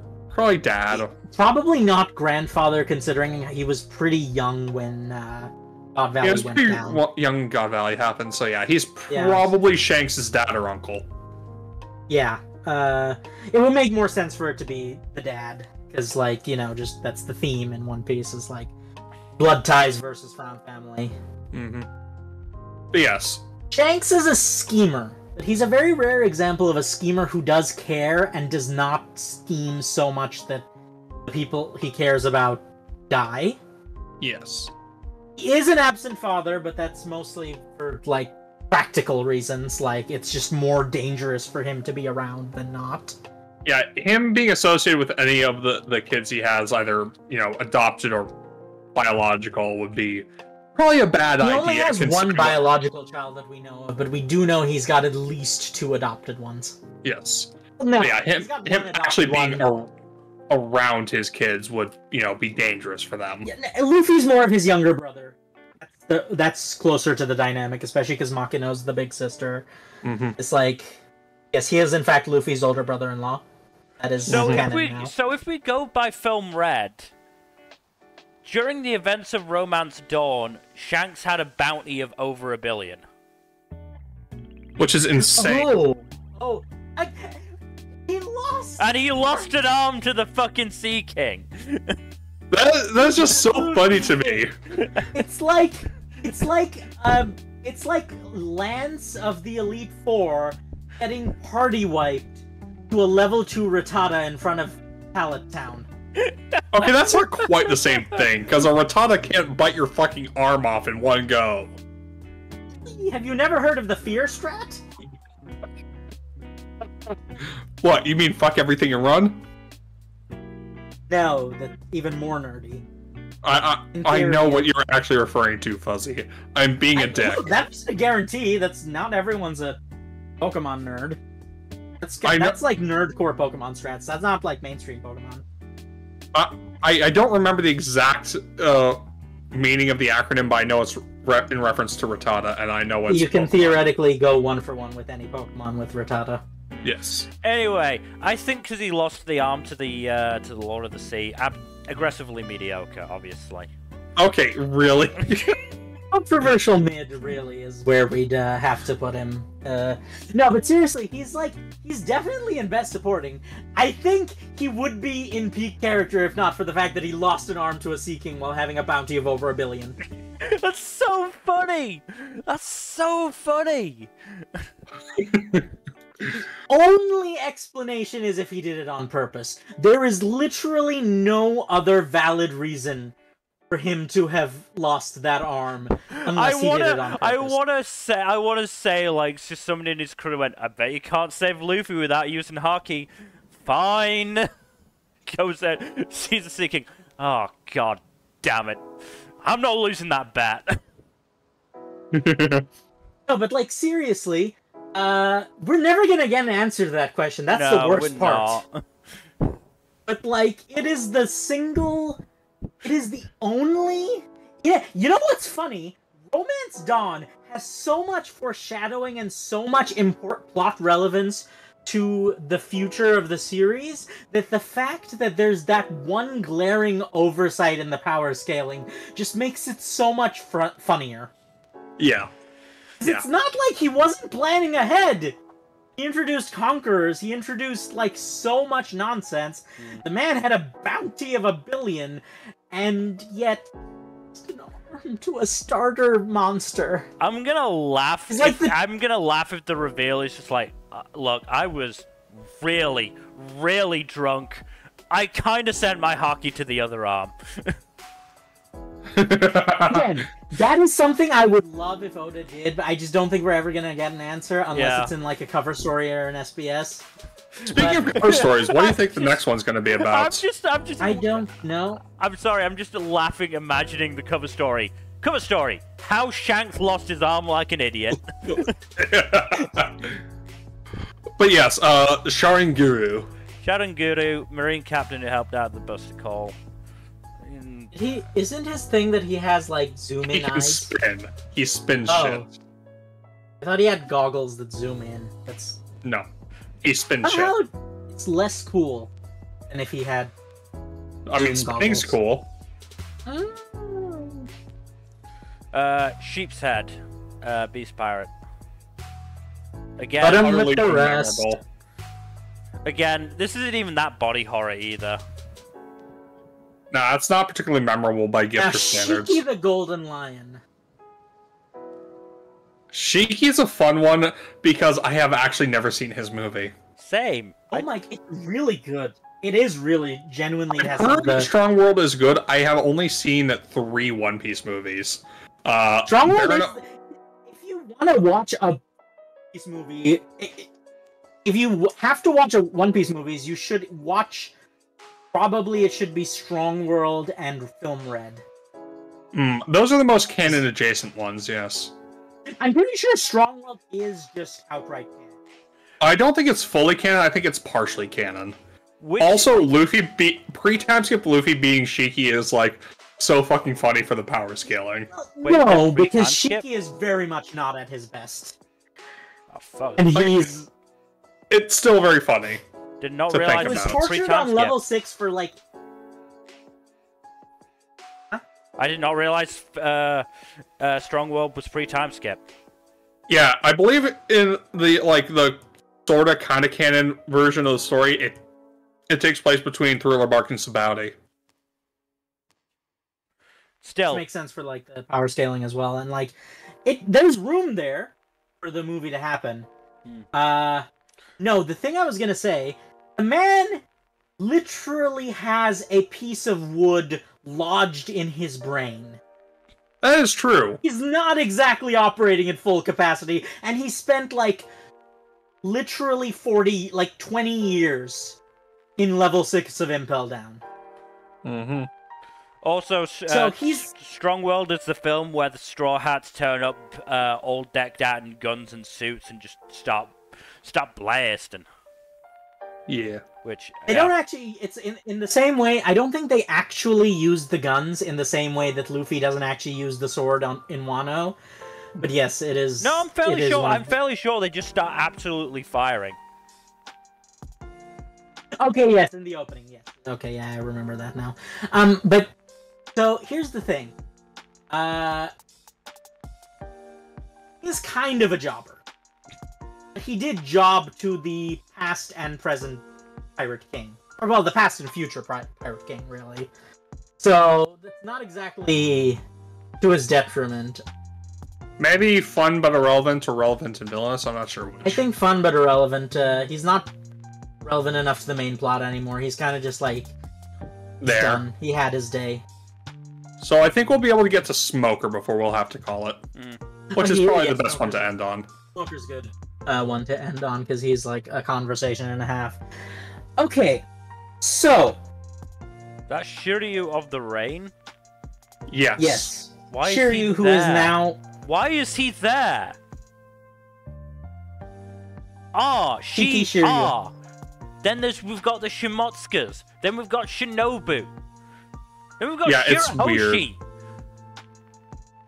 You want to just punt him back further to stay in alphabetical order? Yeah, he should be right before Shillian. Shimotsuki Kozaburo.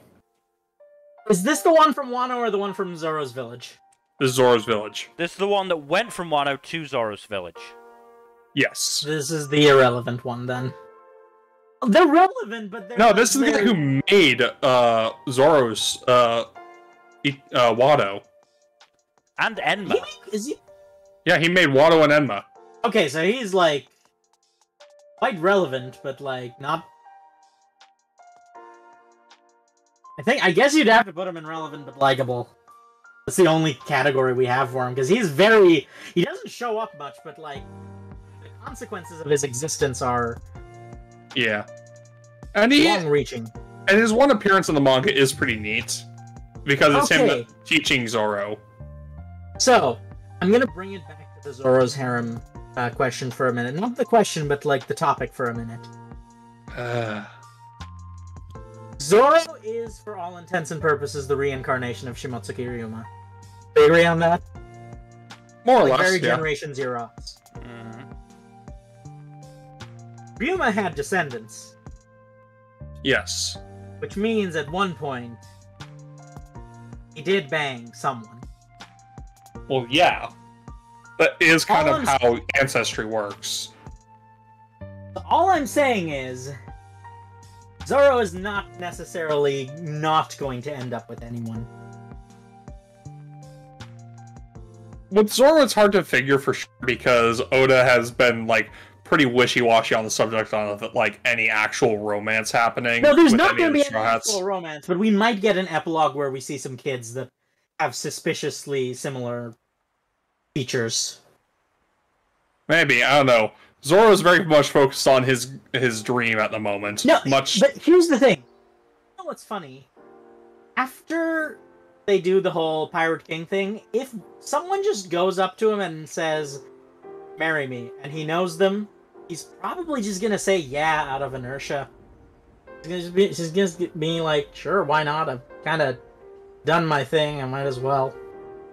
Anyway, Ryuma. Really hard to say. Ryuma's cool. Ryuma's really fucking cool. It's really funny that somehow why did I say Kishimoto? I think because it came out around the same time as one of the early Nart pilots. It's funny that he managed to make Monster canon. And not only canon, but very relevant to the plot. Yeah, it's pretty wild. Kind of insane how Wano went from a Western-style country to, you know, Tokugawa-era Japan. Relevant and likable, I'd say. Yeah. Yes, there's an allegory there. He's just very relevant, again, because he doesn't show up much, but his existence has far-reaching implications on the plot. I believe this is Ushimaru. It has to be a bit better. There's a picture of Ushimaru, but does he have another picture of him in the manga section? He might. I don't think so. No. But that is Zoro's... That is definitely Ushimaru, who is granduncle? Zoro's great uncle. Zoro's great uncle. Yeah, his great uncle, granduncle, whatever you call him. Stop with no substance, I'd say. Actually, no. Fun but irrelevant. Pretty cool. He did show up in the Yamato flashback. Yes. He was pretty cool. He's not super relevant outside of that, though, unfortunately. Yeah. But, you know, other than being related to Zoro. Yeah. Yasuie.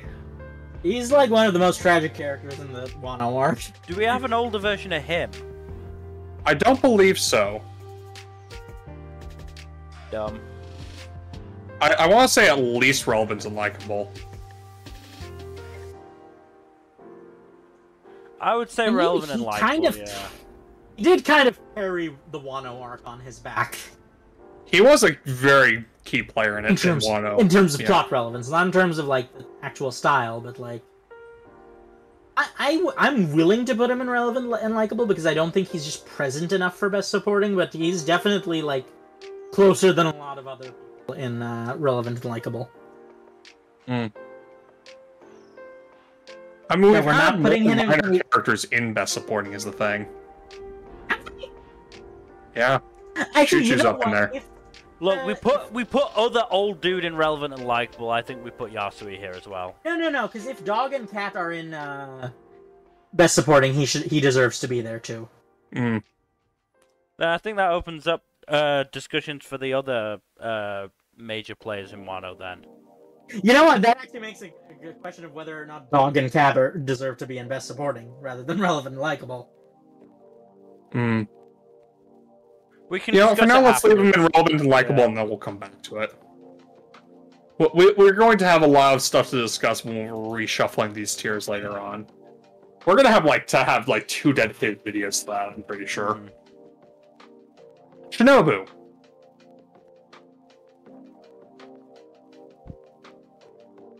She has a pretty cool power, not gonna lie, and it's actually, it actually is relevant to more than once in the story. Yes, but her power is used to give a boost to Momo, and I don't like Momo, so that she loses points for that.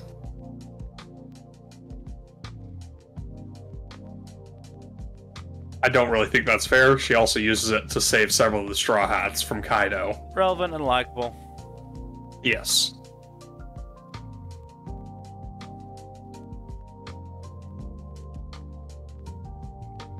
A lot of Wano characters are going in there because Wano is a pretty damn good arc. Because it's 10% of the fucking manga thus far. Also true. Shirahoshi. So. Hard to deal with her. She's kind of just there. She's a tag-along princess. We should probably put her where the other tag-along princesses are. Most of them are irrelevant and likable, I think. Or a couple of them are, anyways. Shirahoshi also has the distinction of having, like, one of the most broken abilities on the planet. It's like, okay.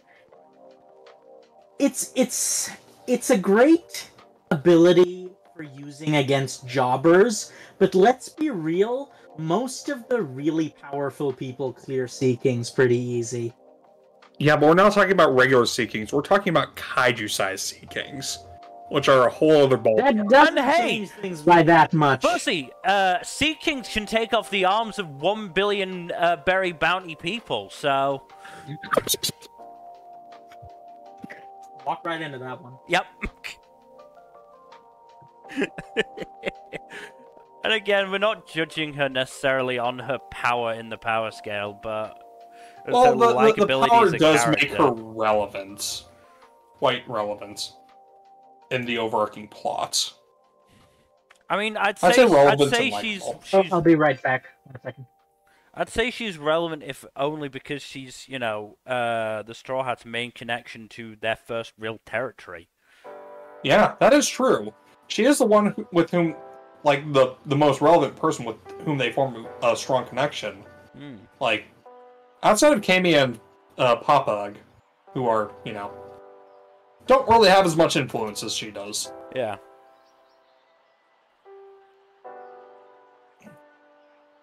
Okay, now we're back to Shiryu. I know why this guy was ahead of the Shimotskis. Oh, Shiryu! The fucking scanlation bullshit. To be fair, that was apparently in the fucking, like, huge popularity poll. Also, I should note, apparently my area is going to have rolling power outages, so if I suddenly disappear, that's probably why. Okay. Ooh, fun. But yeah, the WT100. Yeah, that's weird, because literally every other version of the English translation has him as Shiryu. Which makes much more sense. Yeah. So fucking weird. So anyways, relevant to Villainous, probably, he does, he does play a substantial role during Impel Down. You know what's funny? He is villainous, but he's not as bad because all he does is kill people. And as we've established, he's a serial killer, but he apparently kills people very quickly too, so it's not even like does it like sadistically, so it's like He's a murder hobo, basically. He's a murder hobo, but he's much less evil. Which is, it's funny, but there are characters who make being a murder hobo seem tame by comparison on this list. Like Orochi, for example. You know, the guy who subjected hundreds, if not thousands, of people to a fate worse than death out of petty spite. Shishilian, captain of the Musketeers. He's cool. He has a neat design. Have we ranked any of the other Musketeers yet? We have. I'm pretty His sure name is also a pun that literally means lion, I believe. I think most of them were either in fun but irrelevant or style but no substance. Yeah, style but no substance for several of them. I think fun but irrelevant for Shillian just because he's, like, stronger than most of them and also has some cool combat moves. And also just, like, the pun name is fun. Yeah. Oh, hey, Sabo decided to drop by in the chat. Hi, Sabo. Why'd you, like, eat the fruit when you didn't need to? I'm sure there was someone else in the Revolutionary Army that could have used it better. Koala probably could have used it. Imagine Koala with flame powers.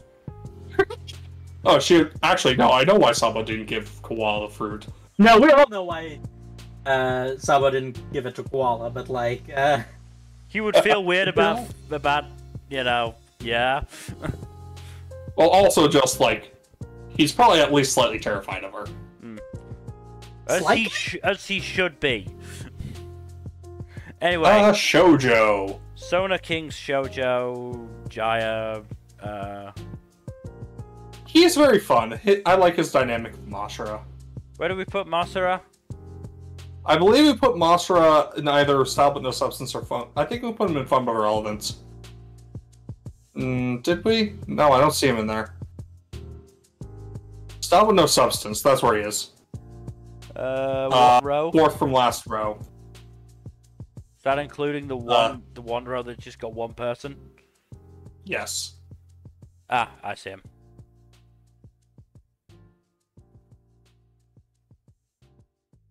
Look, if there's a duo, I'm just gonna stick him with the other person. A duo or a trio, yeah. This is a random dude from the Frankie family. Right.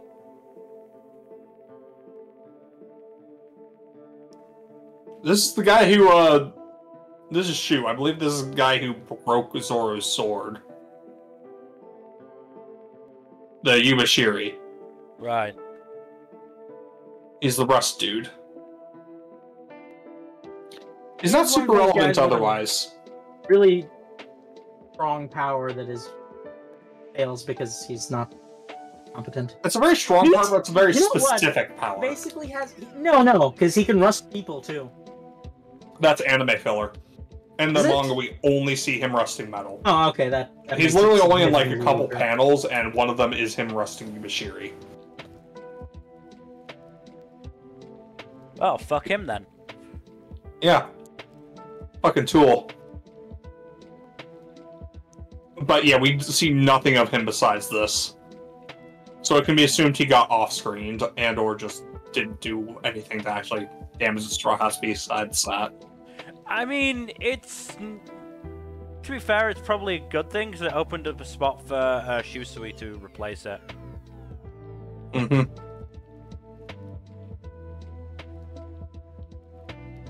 Which then, you know, earned Zoro Enma in Wano. Yeah. So... Dude has a very small role, but it's a surprising impact. I don't think we can put him in relevant but villainous, though. No, we can't. He's too minor. I'd say style, but no substance. Alright.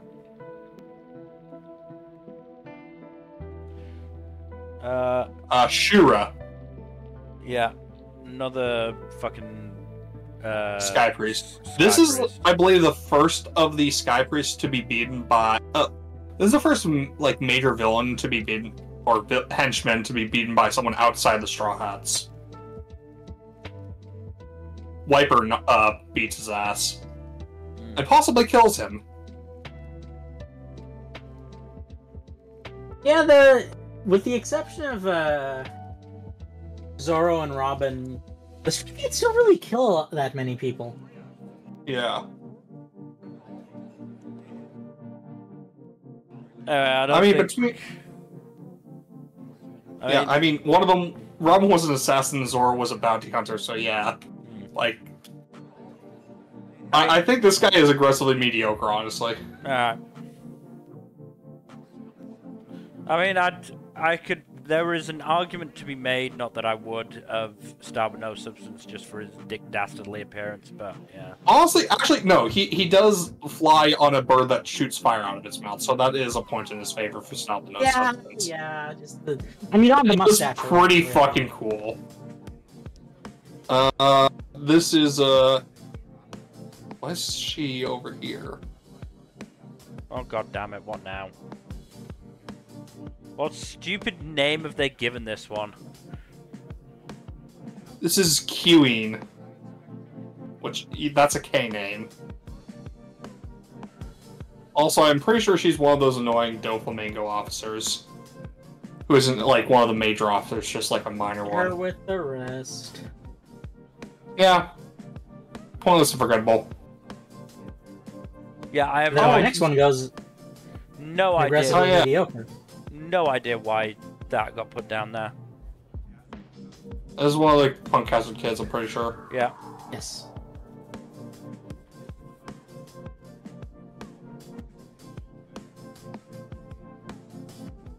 Oh. This guy got jobbed by... Didn't he? Why is Chew down here? I don't know. Okay. Maybe they decided to Romanize it as Shoe. There's already a guy named Chew, he's the Rust dude. Look. Don't ask too many questions. The answers are not what you want to hear.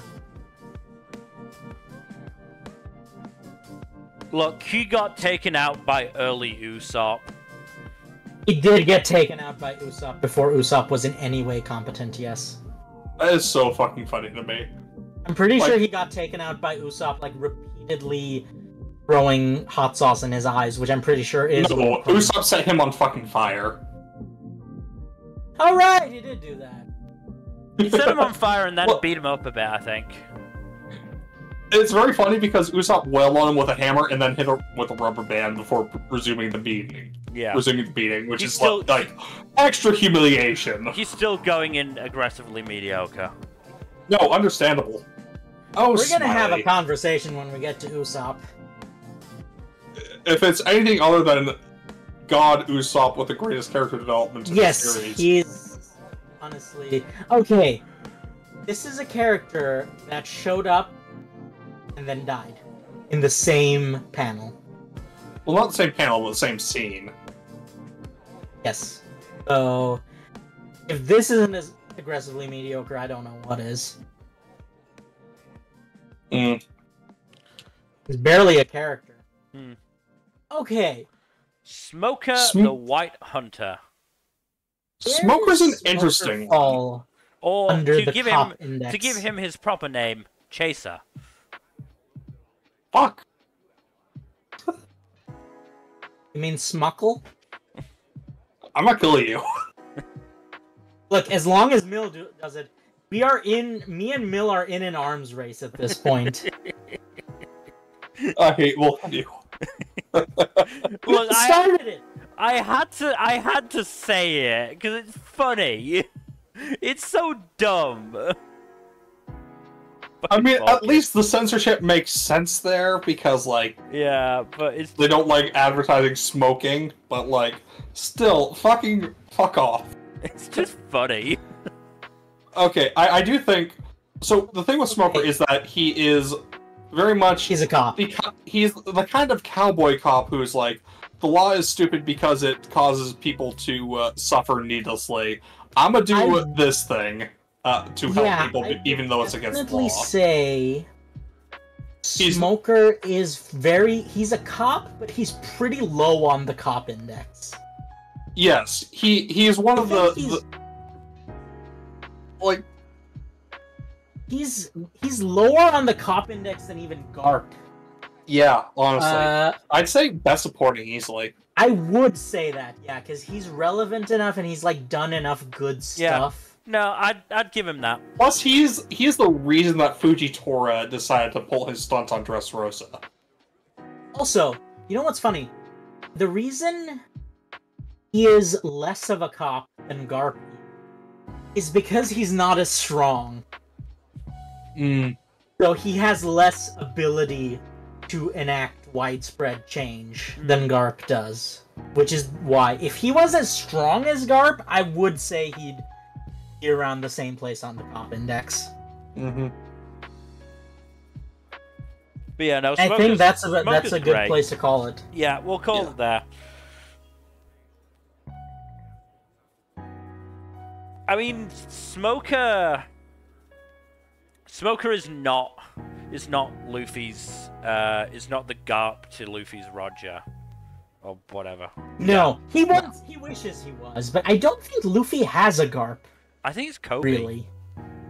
Well, Kobe is the closest it gets. Kobe is too incompetent to be. They have to be somewhat on equal playing field, and even Kobe at his strongest, I'm pretty sure East Blue Luffy could make a good showing against Fujitora.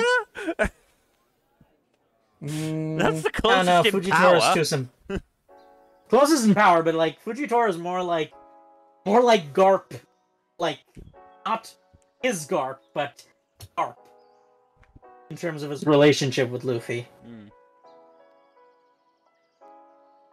He's like good old Grunkle Fujitora. God, if it turns out to be Kizaru. Oh yeah, I've heard the whole thing about Kizaru possibly defecting. Kizaru definitely did lose on purpose to Luffy. I'm not saying Luffy couldn't have beat him in a protracted fight, but I am pretty sure Kizaru just went down long before he normally would have. The most recent chapter, people are saying like, "Hey, we think Kizaru actually fed Luffy." He's probably the one who did it. Yes, he would be the most likely to get away with it. Yeah, he's fast and sneaky when he needs to be. Was Kizaru the one who had something other than slow justice? Kizaru has uncertain justice. Oh well, that's like if that doesn't say defector, then what will? Yeah, it's funny because Kizaru definitely seems like he started as a much better person, like closer to the Garps on the scale, but then he sort of just became older and jaded, but now he's kind of like coming back around. God, how is it that every admiral except for Red and Green are pretty, like, complex and nuanced characters? I mean, there's hints that Sakazuki's complex, especially given what we've seen of his childhood from Oda. Yeah, but he's gone way too far in the off-right direction. You're not wrong there. So he's like, if it's like almost too far to go back. But everyone else is kind of just like...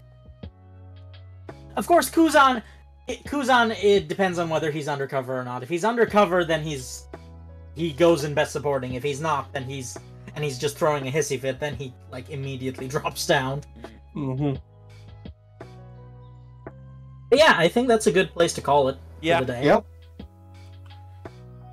So I've had another entry into peak character and another few into best supporting. Yep, and some more into Absalom. We nearly doubled the size of that one. I don't think it'll be the last. I feel like there's going to be more. Maybe we haven't, have we? No, because Vinsmoke. Yeah, oh god. We What haven't will we gotten get Sanji for the V's next time? What? Chopper down solo. Oh, Tony Chopper. I forget he has a name. Like a surname. He's just our precious little Chopple. Yes. God damn it! What? As I will not stop until Mill stops. Oh, that, yeah. I'm gonna kill both of you. Y'all are evil. I am doing it as protest. Mill is just doing it for Who's that Orochimaru looking motherfucker down at the bottom? That's Arlong's sister, medium lady. Charlie. Charlie. Yes, Madam Charlie. Okay. I don't know why she's down there. You can see the future. I don't know why she's all the way down there. You should actually just move her to the top again. Well, she'll just get bumped down. Probably. No, she's in SH, right? So. No. I mean, like the thing will just bump her down again. Yeah, when it resets, when I turn my computer off and on again. Okay. It'll... We should probably just remember to do her first, then. Yeah. Next time, because we did miss her in the alphabetical list. Try. But yeah, I think we've probably only got maybe a couple more streams actually doing the rankings, and then one more I think we can maybe revisions. If we go on a good enough clip, we can get it done in 2.